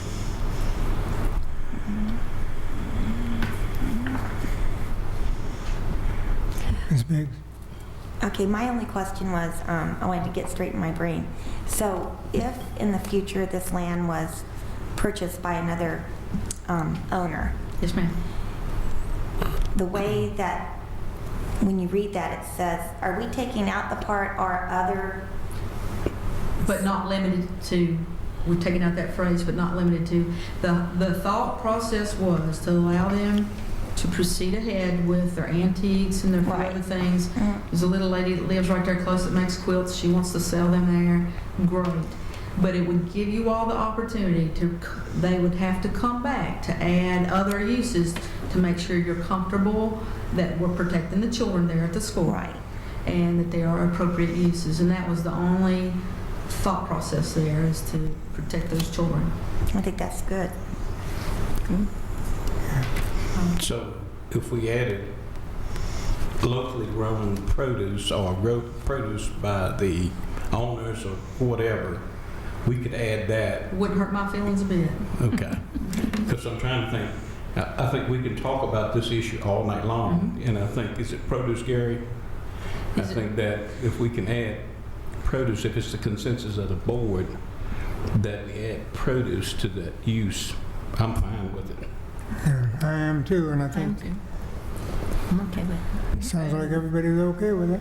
What about the kitchen items that they mentioned? Those to me would be specialty, sort of. You know, I mean, kitchen Well, it items. doesn't really fit that. Yes, yeah, I think we're trying to get away from specialty and saying what the specific list is. So if they want to, because this is an SUP, you can tie it down a little bit more than what the definition's allowing. So we're not really taking out but not limited to. We're just limiting the use to specific use. So we could add agricultural, grown locally, and then we could also add kitchenware if that's what they would like. I think that's consistent with the other uses, but it makes sense to clarify so we don't have future problems, you know, actually putting it in there. Okay. Everybody, and, you know, to me, it probably would even make better sense if we defined what they couldn't have there. Into We kind of talked about that. Our ordinance is structured the other way. It specifies the uses that are allowed. And I think that kind of goes along with the Dillon rule. yeah, I was going to say that. We're trying to get rid of that. Funny how that always comes up. Jeff could furnish some help. That's it. That'll be the next thing. I haven't said that for a word for a week now. That would be a craft. Craft. Okay. That'd We probably could be have hemp products there. Okay, so I'm hearing that we want to add agricultural products grown locally, and kitchen and household items to the list. We don't necessarily have to call it kitchen. Why don't we just call it household? Okay. That's good. That'll let them sell. That'd be fine. That's great. No problem with me. So not appliances, not kitchen appliances, but, or do they sell appliances? That would. Well, that's a kitchen item, so It's a kitchen item. Which is it? Oh, appliances? Oh, If you sell all appliances, they come under antique. That's right. yeah, like the old-time Ringer washing machine, maybe that's the antique part. Yeah, what about a mattress? See how difficult this gets to be. yeah. The sinks are here, we could ask them what Yes. their idea of kitchen Yes, items we still are. have to have the public hearing, so we can probably do that. Any other questions for me? Okay, seeing no other questions, is there anybody in the audience who would like to speak to this? Well, maybe can the six come up and tell us about what they want to do with it? If they want to. Anything that y'all would like to, Yeah, Come on up and so we know the whole picture. address the board.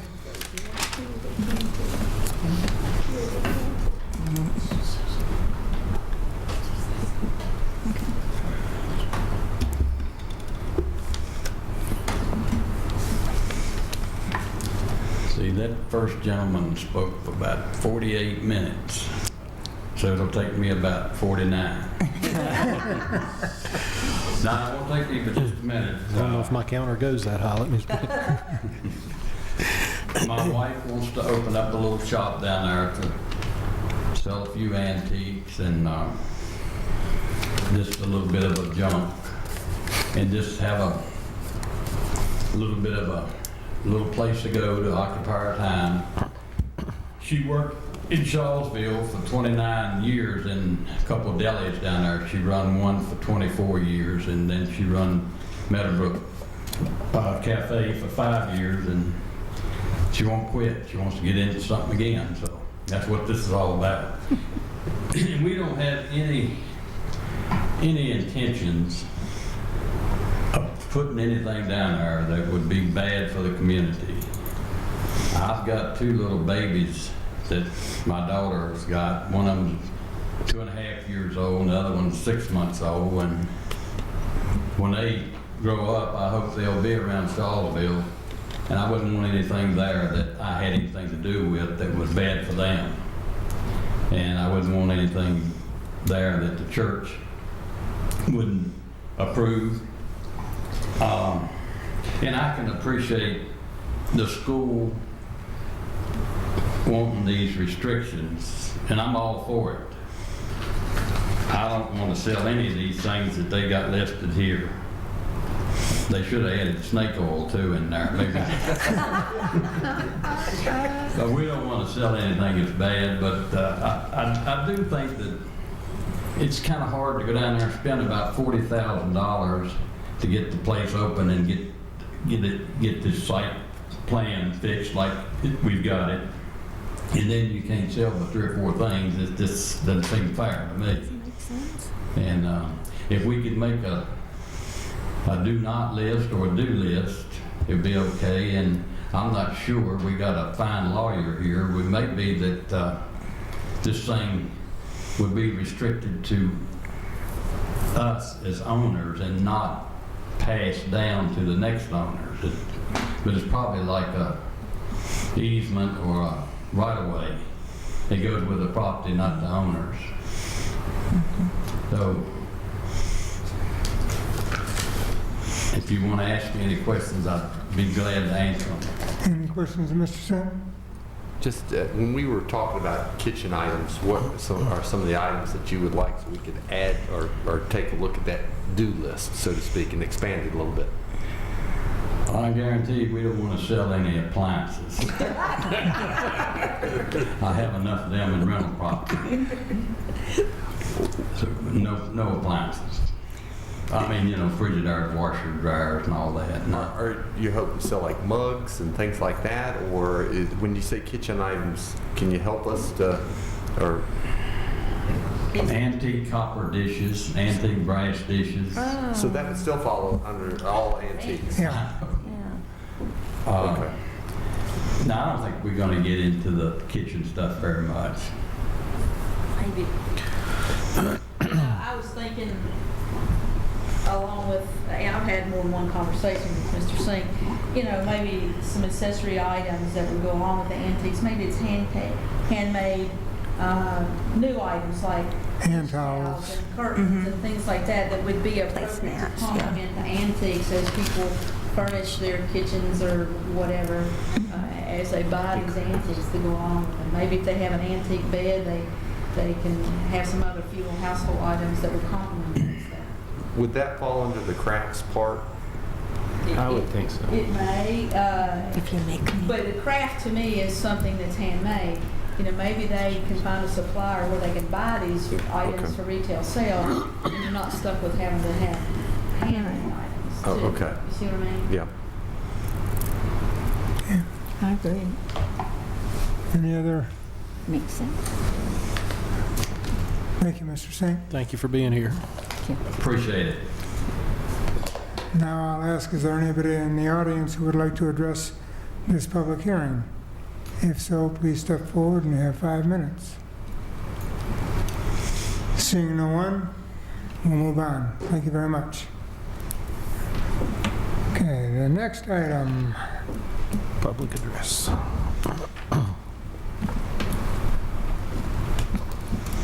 What is public address? Public address? Public address. And we have one person signed up for our public address, and that is Ms. Irvin. If you'll please step forward, and please state your name and address, and you have 5 minutes. Just 5? Just 5. Come on. My name is Davina Irvin. I am a resident of Christiansburg, Virginia, 170 Salem Lane. I am a native of the area and speaking on behalf of Christiansburg Institute. For most of you, I'm sure you've at least heard of it. You're very much aware of the building with the boarded windows that sits on Scattergood Drive. And that's part of the reason I'm here. We had initially approached the Board of Supervisors to request $5,000 to help support efforts with the building, as well as efforts to enhance some of our programming in the community. And I just wanted to come in again today and remind you of what we are doing and what is taking place. Christiansburg Institute is an institute that was in operation for 100 years. That particular institution, even though it's no longer operating, there's still about 300 and some alumni that are in the area, and people like me who are 4th generation of the people who went to the school or taught to the school or graduated at the school. And part of what we are doing is endeavoring to build community partnerships in the area. Here of late, we are also in the process right now of collaborating with the Montgomery Museum as well as the library on a history project to help encourage the younger generation to be more involved and more active in history.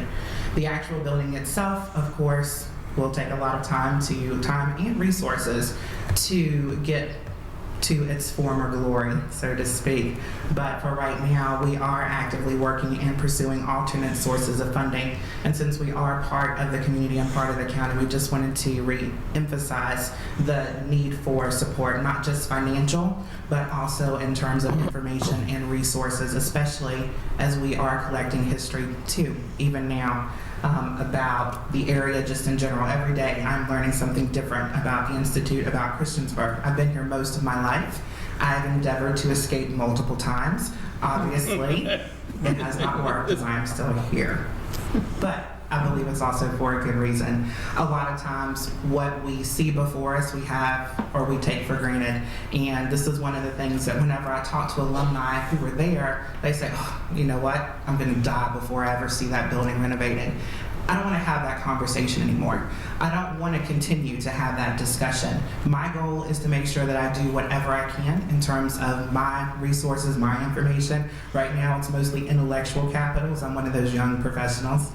But nonetheless, being able to effectively contribute to the community in a meaningful way that lets us learn about where we were, because if we don't know where we were, it also makes it difficult for us to know where we are today.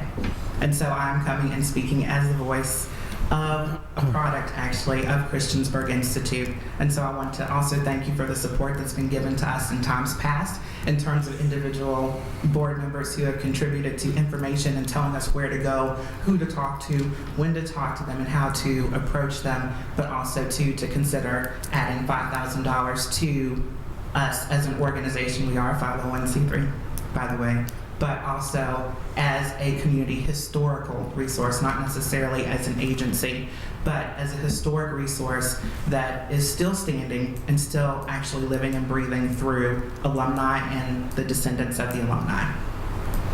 Are there any questions about the Institute present projects? By the way, we do have an event coming up on April 13th. I have to plug this. It's in Pulaski County, and we will actually be having a rainbow luncheon to talk about what we are planning to do for the community and how it's not just about the alumni, but it is about Christiansburg, Blacksburg, Montgomery County, Giles, Radford, Pulaski. We've had students from all of those places who went there, who graduated there, who were bused there to get an education, and they're still here, and they're still holding on and hoping that something good can come out of that building other than just being somewhere that they previously went to school. Questions? Thank you. Comments? Would you just email us with that information about that event, please? Yes, absolutely. I can do it. It's actually on our Facebook page, and I can email it to you as well. I have tickets too.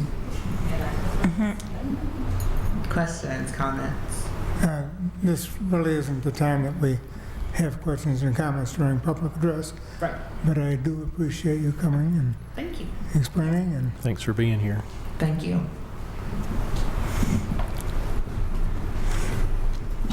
is there anybody else that would like to speak at this public address? If so, please step forward and you have 5 minutes. Seeing no one, we'll close public address. Excuse me. The next item is addendum, and I don't believe we have an addendum this evening. No, sir, we do not. The next item is consent agenda. Do I have a motion, please? So moved. Second. Been moved and seconded. Any discussion on the consent agenda? Roll call, please. Mr. Gabriel? Aye. Mr. Creed? Aye. Ms. Perkins? Aye. Mr. Brown? Aye. Ms. Biggs? Aye. Mr. Tuck? Aye. Chair Palettis? Aye. 7 ayes. And then now we move on to old business. And subject A is the Town of Christiansburg fee for service, a resolution acknowledging the Town of Christiansburg policy seeking reimbursement for emergency medical transport services by the Christiansburg Rescue Squad. Do I have a motion? Move approval, Mr. Chair. Second. Been moved and seconded. Any discussion? I guess I'd like to talk about this a little bit. And as many of you know, I've been struggling with this issue. I really appreciate the language that was added to this resolution. I am a big supporter of our volunteers, as everyone on this board is. I don't think there's anyone here that doesn't. I do have some grave concerns about how this may affect us in the long run on this issue and our volunteers throughout, but more importantly in the Christiansburg area. And I'll just leave it at that. Okay, anybody else? Well, I have one comment I'd like to make. And I've been, for many years, trying to get something like this done. But I had a little personal incident here a couple weeks ago, and I saw how professional these people were who were volunteers. They saved my wife's life, no question, by making the right decisions at the right time.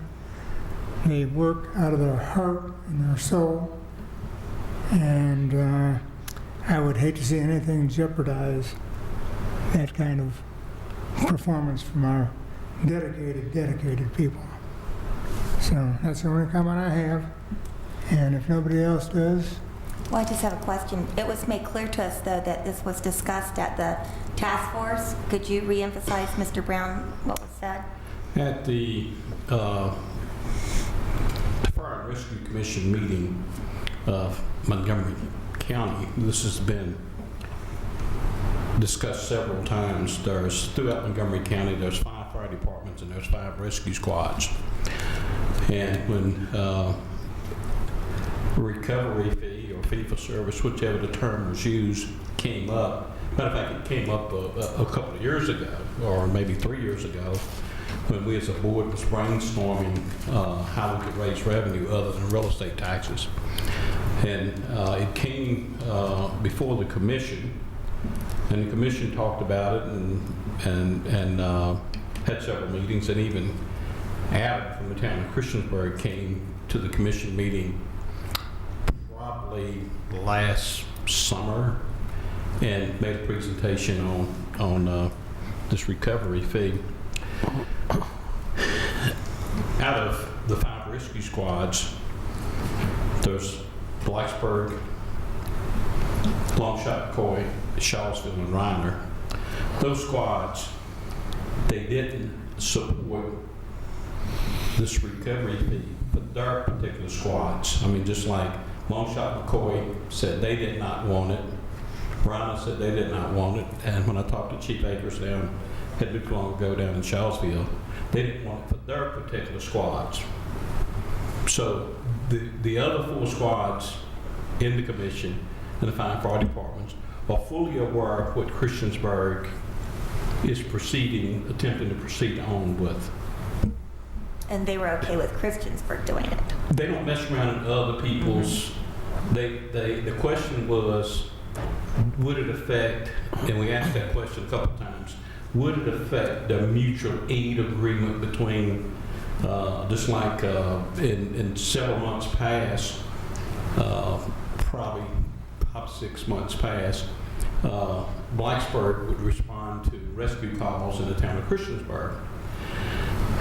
But since then, they've increased the volunteers and so forth. The question was, if Christiansburg charged a fee, how would Blacksburg continue to support them in mutual aid? And they would. They said they would. Vice versa, if Christiansburg was to respond to downtown Blacksburg because all of their units were out on other calls for some odd reason, if Christiansburg was to respond into downtown Blacksburg and pick up a person as a mutual aid agreement between Blacksburg and Christiansburg and transported that person to the hospital, the question was, would that person in Blacksburg be billed by Christiansburg? Yes, it would, according to what's been explained to the commission. And it was explained to us that the fees collected would go to Christiansburg so that they could use those fees to further enhance the equipment and whatever they might need for their department to serve the very people that they are serving when they go out on calls. Is that correct? That's what we understand, that the fees would be used toward, I believe it's public safety, the way they had put it. That's correct. Thank you so much. You're welcome. Anybody else have any comments or questions? That's good. Okay, roll call, please. Mr. Creed?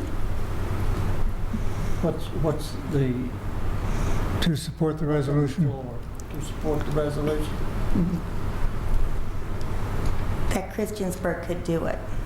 Yeah, and as I don't agree with it, but I'm gonna vote in favor of it because it's none of my business as to what they really do, I guess. So, Ms. Perkins? Aye. Mr. Brown? Aye. Ms. Biggs? Aye. Mr. Tuck? No. Mr. Gabriel? Aye. Chair Paulettis? I'd like to abstain on this one, if I may. okay. 5 ayes, 1 no. Oh, I gotta think of something to say here. I'll let you by this time. Pardon? I'll let you by this time. Thank you. Well, I think you made it clear that you just had a really traumatic personal experience, and you know that affects when you're thinking about voting on something. So I think you made that clear. Well, that's my reasoning behind it. Like I said before, we have a very strong volunteer organization, and I just don't want to see anything that could possibly jeopardize it. Though I've been fighting for this since 2001, apparently, Been a while. You know, here I am, the one that's, but you just don't know. But you're not going to do this with the hemp, though. I don't think you'll do that with the hemp. Okay, thank you all. All right. Next is we're moving on to new business. This thing jumps too much. We have, I'm jumping, right? Something Blue Ridge Highlands. Okay, resolution of support modification of the North Fork of the Roanoke River American Viticulture Area and renaming it to the Blue Ridge Highlands AVA. Do I have a motion? Do what? We got a wine trail coming in. Second. Okay, any discussion? I wondered how long it was going to take Chris to realize his mic was still attached to the... I was just being. If we have no discussion, I just want to make a comment. This is, as I understand it, a very good thing for our tourism area to connect the wineries throughout the county. And this is an extension of a old AVA, am I right? Okay. Established some years ago. Yeah. American Viticulture Area. And our wineries are doing quite well here. So we want to get them all included in this district. So, This is and it was actually a collaboration between our tourism efforts and our planning department. So something we discovered, and it makes sense to amend. And Lisa's here if you have any questions. But yeah. If there's no other I'd questions. like for somebody to tell me a little bit more about it, because I don't really know a whole lot about what we're doing here. Lisa? It looks like she's It's got about plenty winery. of information. She was prepared. May I show you a visual? It may help. Absolutely.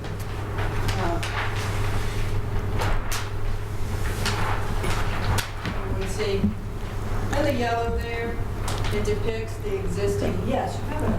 Depicts the existing AVA that was established in 1983, and it was amended in 1987. And actually, Valhalla Wineries, they are located in Roanoke, with an address in Roanoke, and Roanoke County. And so planning has been in touch with those folks as well as the existing wineries in the county. And what we would like to do is expand into where you see the turquoise area. And that would expand the existing AVA area, and then we would rename it from the North Fork Roanoke to the Blue Ridge Highlands. And so what that does actually is it increases the marketability for the wineries. can I get you to go to the mic? Yeah, thanks. It increases the marketability for the wineries. Wineries in the area would be using up to 85 or at least 85% of the grapes grown in that region, and would be able to note that on their actual bottle label. And then what that does for tourism is it's just another tool in our toolbox for brand recognition. Anybody else? Use that word one more time. Is viticulture or whatever it is, viticulture? American Viticulture Area. Okay. Viticulture. And it refers to the actual crop, the grapes. All right. Is there more than just the 3 wineries that we see on this property? To my knowledge, there are now 3 existing wineries. That's Bellevue, Adamo, and Firefly. Hopefully in the future we'll have more.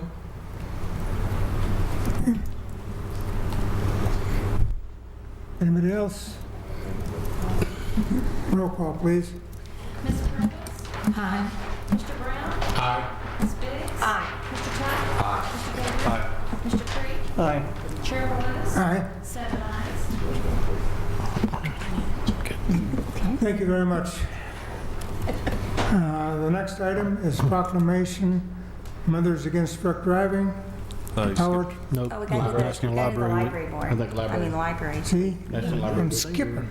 You got a jumpy finger or It's something. skipping like crazy. I'm sorry. Proclamation of the National Library Week. So moved. Second. Moved and seconded. Any discussion? Roll call, please. Mr. Brown? Aye. Ms. Biggs? Aye. Mr. Tuck? Aye. Mr. Gabriel? Aye. Mr. Creed? Aye. Ms. Perkins? Aye. Chair Did you see that? Aye. Sorry. I got a hair trigger on my screen. All right, now I'm being very slow. All right, subject C, Say the other one. proclamation, Mothers Against Drunk Driving, Power Talk, 21 day. Do I have a motion? So moved, Mr. Chair. Second. Been moved and seconded. Any discussion?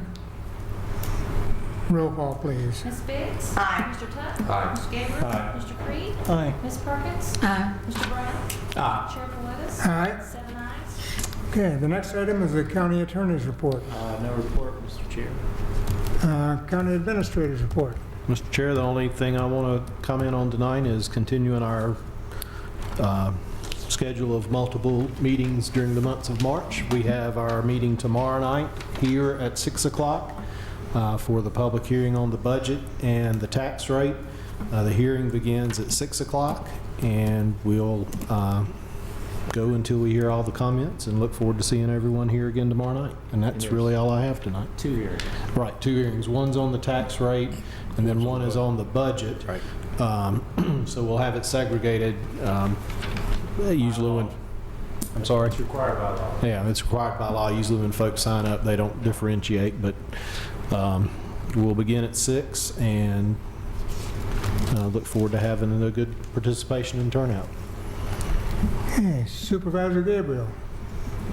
Just very briefly, the only thing I have is that we have an opening on the Planning Commission for District G, so I wanted to encourage anyone from District G who's interested in land use issues to maybe send in an application. And that's all I have. Okay. Supervisor Creed.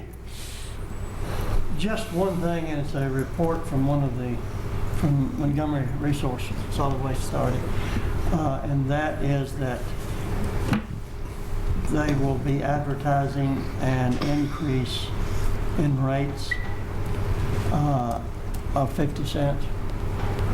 So just wanted to, that's for the county, and to the other folks, commercial users, it's a little more than that, but county it's 50 cents. And we got formal notification of that.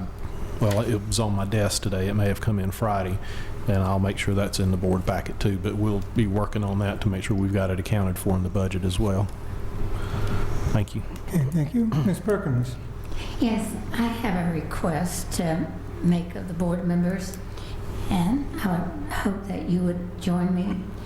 I would like to move that we add $5,000 to our expenditures, taken from whatever you all have, whether it's contingent or what, and that we designate that this goes to Christiansburg Institute in an effort to help them with their plans for the Long Building and for making that area into a very important cultural and historical area for our citizenry. May So I I'd ask? like to move that. Can I ask for some clarification? From what fund are we going to do this? Is this going to be a one-time fund, or is this going to be for ongoing One-time. expenses, or?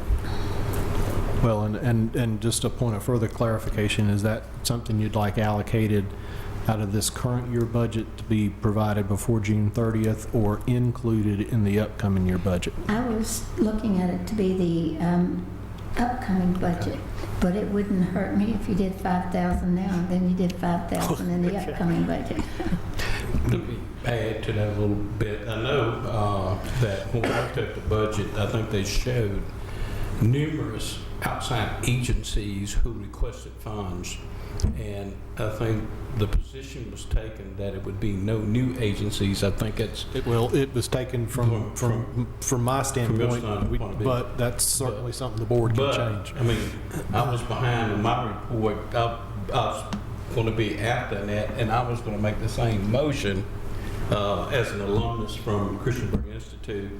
And when they talk about Pulaski, Radford, all the other schools around, is that people think they have a problem with busing the middle school kids from Blacksburg to Christiansburg. Well, we were bused. When you say bust, kids was bused in Floyd County, Pulaski County. I mean, you caught the bus when it was dark and you got off it when it was dark. So I don't think it damaged us too bad, did it, Jesse? And so they said, oh, the kids are traumatized riding from Blacksburg to Christiansburg. They don't know what busing is. We know what busing was. So I support the request. Thank you. Actually, I asked if we can make it part of from the contingency fund. I know we spent some of that money from the 52,000 or 50,000 roughly from that. I don't know if this is a friendly amendment, but for it to come out at this point in time, because I don't know if we should start talking about the advertised budget, next year's budget at this point in time. So at this meeting, I would ask if we could talk about it coming out of the 5,000 from this year's. Sure. If So that- just come out of one-time monies that we have in reserve at the current time. Right. And that this is, at this point in out of time. this year's contingency, you're saying? That's fine. Well, we have some one-time monies that we talked about before that are still unallocated. We can certainly take it from that pot if that's the board's desire. Well, after the new budget's passed, then I'll just make another motion. We'll see what happens. But right now, I know the town of Christiansburg does give a significant sum of money to this building. I think, what is it, 10,000, Marcy? And I don't know if the other jurisdictions at this point give a great deal of money, but you know, it is located right here. Have we had an official motion? I did, I moved that we. Okay. But we And don't the have a motion's been second, amended do we? for this year's. Can I just clarify where this money's coming from?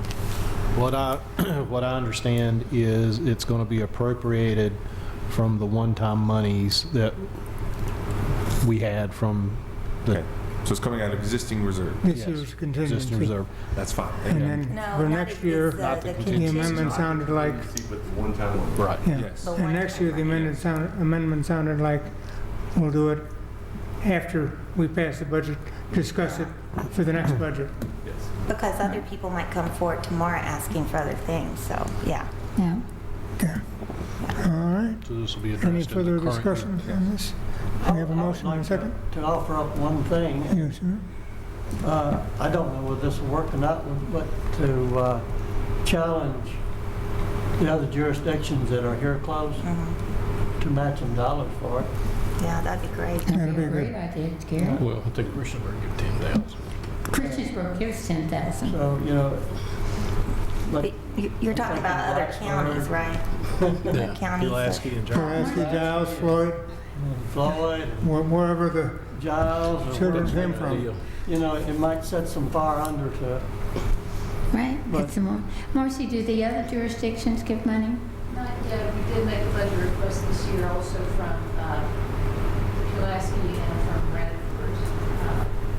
And we are in the process of approaching other localities. Could we then write a letter to, Floyd County, there were students that we went to school with that was bused from Floyd for many years, so the Floyd County may give a little something. So it's a challenge, huh? Okay. should we then instruct the county administrator to write a letter to request their support? Sure. Yeah, there you All go. right. Any more discussion on this item? Roll call, please. Mr. Tuck? Aye. Mr. Gabriel? Aye. Mr. Creed? Aye. Ms. Burns? Aye. Mr. Brown? Aye. Ms. Biggs? Aye. Chair Perez? Aye. 7 ayes. Okay, thank you very much, Ms. Perkins. Thank y'all for being here. Anything else? Not at the moment. I just thank you all for agreeing to that, and I think it's a great blessing to have it there, especially especially my friend Jessie sitting down there. Thank you. Okay. Mr. Brown? Echo what my aunt over here said. Mama thought I was your grandma No, last week. I don't say that. I said that she was she was speaking and she says, I'm like the aunt of the bunch. I said, "Ooh, grandmother, you know, but I won't say that anymore All right. because we're on friendly terms now. About past. Nothing else? No. Okay. Supervisor Biggs? Oh, I echo what you guys said because the Christiansburg Institute is something I've heard about for a long time, and it sort of got stalled, you know, and so this will, I know it's not enough to get it really back on track, but every little bit helps, so. And the potential for it to be outreach to, as far as history for public schools, I think it's enormous once it could get everything going there. I just want to thank the people that came to the library reception on Wednesday. Last week it was very well attended, and a lot of good networking ensued. And of course, Paula Austin and her crew put on a really nice event, and none of the food or beverage was paid for out of library funds. It was all contributed by the Montgomery County Library board members that served there. So it was a good event. So thank you for coming. Supervisor Tuck? There are several openings on the Planning Commission that need to be filled, and we're hopefully going to have a lot of development out in the county with the liquor by the drink that's been passed and several different, I guess, potential subdivisions in the works. And so we need some good folks on the Planning Commission. And so hopefully we've got some folks who are going to come forward. Several of them are at large. It's not from a specific district. If you could just go ahead and you can contact either the county administration or go through the website through the application process. Also, in regards to our reports, sometimes we have things and we have people come up in front of us and they bring up issues that we have to address and that we can't necessarily put out in those reports to the public in advance and let people know what we might be voting on. But if at times, and I know that sometimes there's emails that we send through each other and say, hey, listen, I think I'm going to bring this up during my report. But perhaps that we could start adding it as part of the agenda on Fridays if there was an issue I knew I was going to bring up in my report.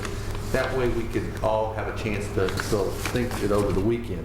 I'm not saying that it has to be done. I'm just saying that it's not necessarily a bad idea to try to make it more open, more people to be able to look at it, and if they see that issue's coming up, then that would be able to be addressed. That's it? That's it. All right. Well,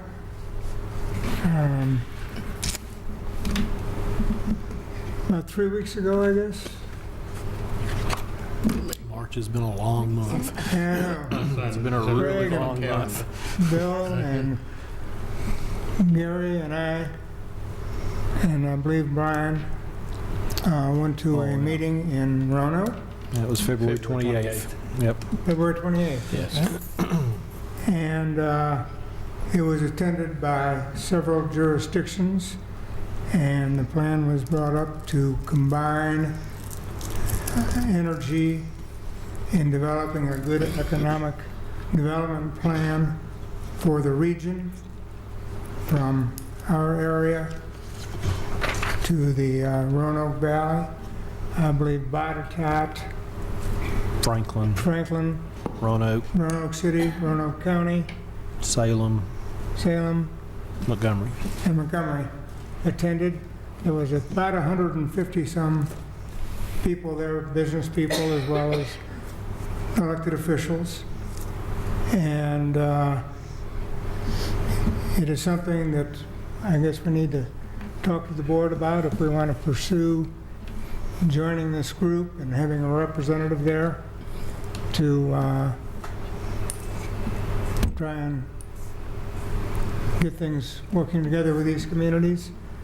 And part of the thing that they are looking for and we are looking for is a good site for industrial parks that's over 50 or 70 acres. We need 100, 200 acre sites where we can attract businesses that are going to be large enough to employ people from the region. And I thought it was a great meeting. I brought up that I would bring it back to our board and see if they would consider joining this group. And it's just a beginning right now, so there'll be a lot of discussion. I guess planning. Chime in there. It was what they call economic summit, and it talked about their strengths and their weaknesses whatsoever. Right. You take like the railroad for one, using the rail service and so forth. But and they had a great facilitator, and all they're asking for now, no money, just some staff time with other staffs to work together on some plans. No monetary contributions, no whatsoever. All they're asking for is some staff time to team up with those staffs in those areas to come back with some ideas and things. I just have a question. Like if a group goes together and they get like a site, like in a particular county, let's say you said Franklin County was involved because I know they have some land. Well, then legally, how does that work for other localities to be involved? Because I think we just went through all this with Commerce Park. How does that really work legally? Because I know that had to go through the General Assembly to be established. I mean, can legally, like regions on their own, get together and do something like this, or what happens? Yeah, under Commerce Park, there's actual legislation set up for that authority, but there's a section the state could allow you to enter into cooperative agreements with other jurisdictions and do what you already have power to do, but you can do it as a joint partnership. So, yeah, it would be difficult. I mean, we see the difficulties with Commerce Park. So, like, if you did something like that, would you have to set up, like, an authority and No. buy-in and all that, or would it be more like you're You can't just set working? authority without legislative authority, which Commerce Park got, and we don't have authority to do it up there. Now, we could do a joint agreement, or they could seek legislative. The joint agreement would actually spell out how everything works. Okay. Or you could seek legislation to do something. Since they're in the infancy of this, I didn't go to the meeting, but. Well, yeah, I was just wondering how it worked, because I think basically it's a great idea, because I think that, because of the limitations and because of the population decrease, like further from here, but I think we have a lot in common with those areas. So it'd be great if we could, get a piece of property and all work together. I see that as a big plus. We still, Gary though, was there, yeah. I think that we really need to have some conversations about this and not jump right into it and say, hey, we want to go do this. Because we've got a limited amount of land that we can build on, period. And if we went down and joined up with however many jurisdictions, and everybody, of course, wants theirs to be first, and we could have gotten that one beforehand, and instead of having to wait 10 years to get it, that is something we may need to talk a little bit about, because we have seen that lots of times industrial parks don't work too well for the jurisdictions not where they're at. And I'm not saying that I'm against it, I'm just saying that we need to talk some about it and decide what we want to do rather than just jumping the whole frog over into it. Let me add this. From what I understand, we're not jumping into anything. I think that there's going to be some ideals kicked around and so forth, and all the jurisdictions get together, and they're supposed to come back at some time in the future to talk about these ideas to the entire group. Now, at that particular time, we want to say yay or nay. I think after that, then that's the time that we get out. But I think it's just exploratory. Right. Yes, Yeah, I at think this the particular point. best way to describe it right now is just to have a seat at the table for the discussion. Right. Then if that discussion starts moving in a direction, absolutely come back and have discussion with the board. But I was thinking today we were going to get together sometime in the future, the way Supervisor Altizer explained it, that we would come together. Clay Goodman in Roanoke County has already floated a date out in April, just kind of a save the date time for all the administrators, that, you know, if the board agrees, if each of the boards agreed that it was okay for the administrators to have further discussion, we'd try to get together. But it's not that we're not going, the only resource is a little staff time is what they're asking for this particular thing. That means, I think it's 6 jurisdictions, if I'm not mistaken, that I don't know whether their planning directors will get together or their administrators to get together and talk some, or the combination of them both, and look at, I guess, what assets that we have within this region, and what pros and cons and so forth that we could do as a region, a market as a region. So those ideas are, I guess, to be kicked out there, and whether we want to, we need to, like the county administrator said, we need to have a seat at the table to know what's going on. Yeah. But when it comes to money and finance, we need to come back and regroup here and see whether it's a thing that this board wants to continue on with, or this board wants to back up from. Can I ask a question of Craig? I mean, when you're talking about some staff time, is that something that you feel comfortable with as the county administrator, as far as will there be enough staff time? right now, as far as just going back to the seat at the table approach, getting together and having general discussions, the staff time would be primarily me. Now, if we start moving into, you know, let's identify a piece of property, let's put our staffs together, it may require more time, but if we get more involved with those discussions, that's something I would make sure you guys were on board with, and then we can look at staff time. One of the items on our priority list that we've talked about before is identifying future land for future industrial growth.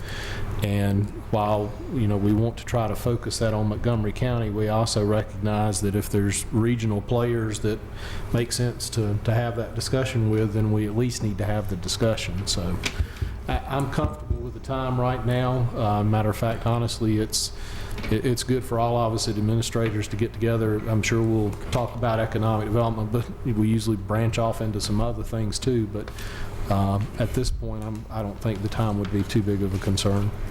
Okay, thank you. And when you take into consideration workforces, years and years ago, people wanted to work pretty close to their home. Now, when you look at workforces in this day and age, you'd be surprised how many people live in Blacksburg, Christiansburg, who commute to Roanoke daily. How many people live in Franklin County who commute to Roanoke daily? So it has changed over the years. It's easy for people to commute 40 and 50 miles daily for a pretty decent job. So when you try to look, yes, we'd like to keep it all in Montgomery County. We'd like to develop things in Montgomery County. But when you want a big developer to come, especially an industrial development, and you don't have the space, Roanoke County may have space, but they may not have the workforce. We may have the workforce. So we've got some pluses and minuses that we can share off, work with each other if this thing's come to fruition down the road. And a couple of the things that were discussed for these projects was the proximity to I-81, the proximity to rail, which is very important for companies coming in.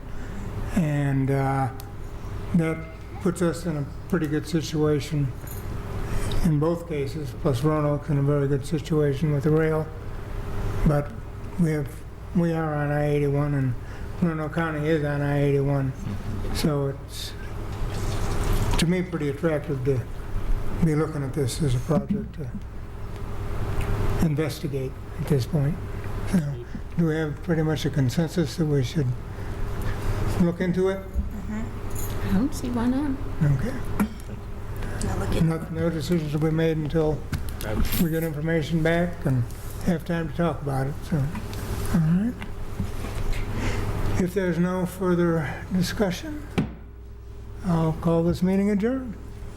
Thank you all very much for coming.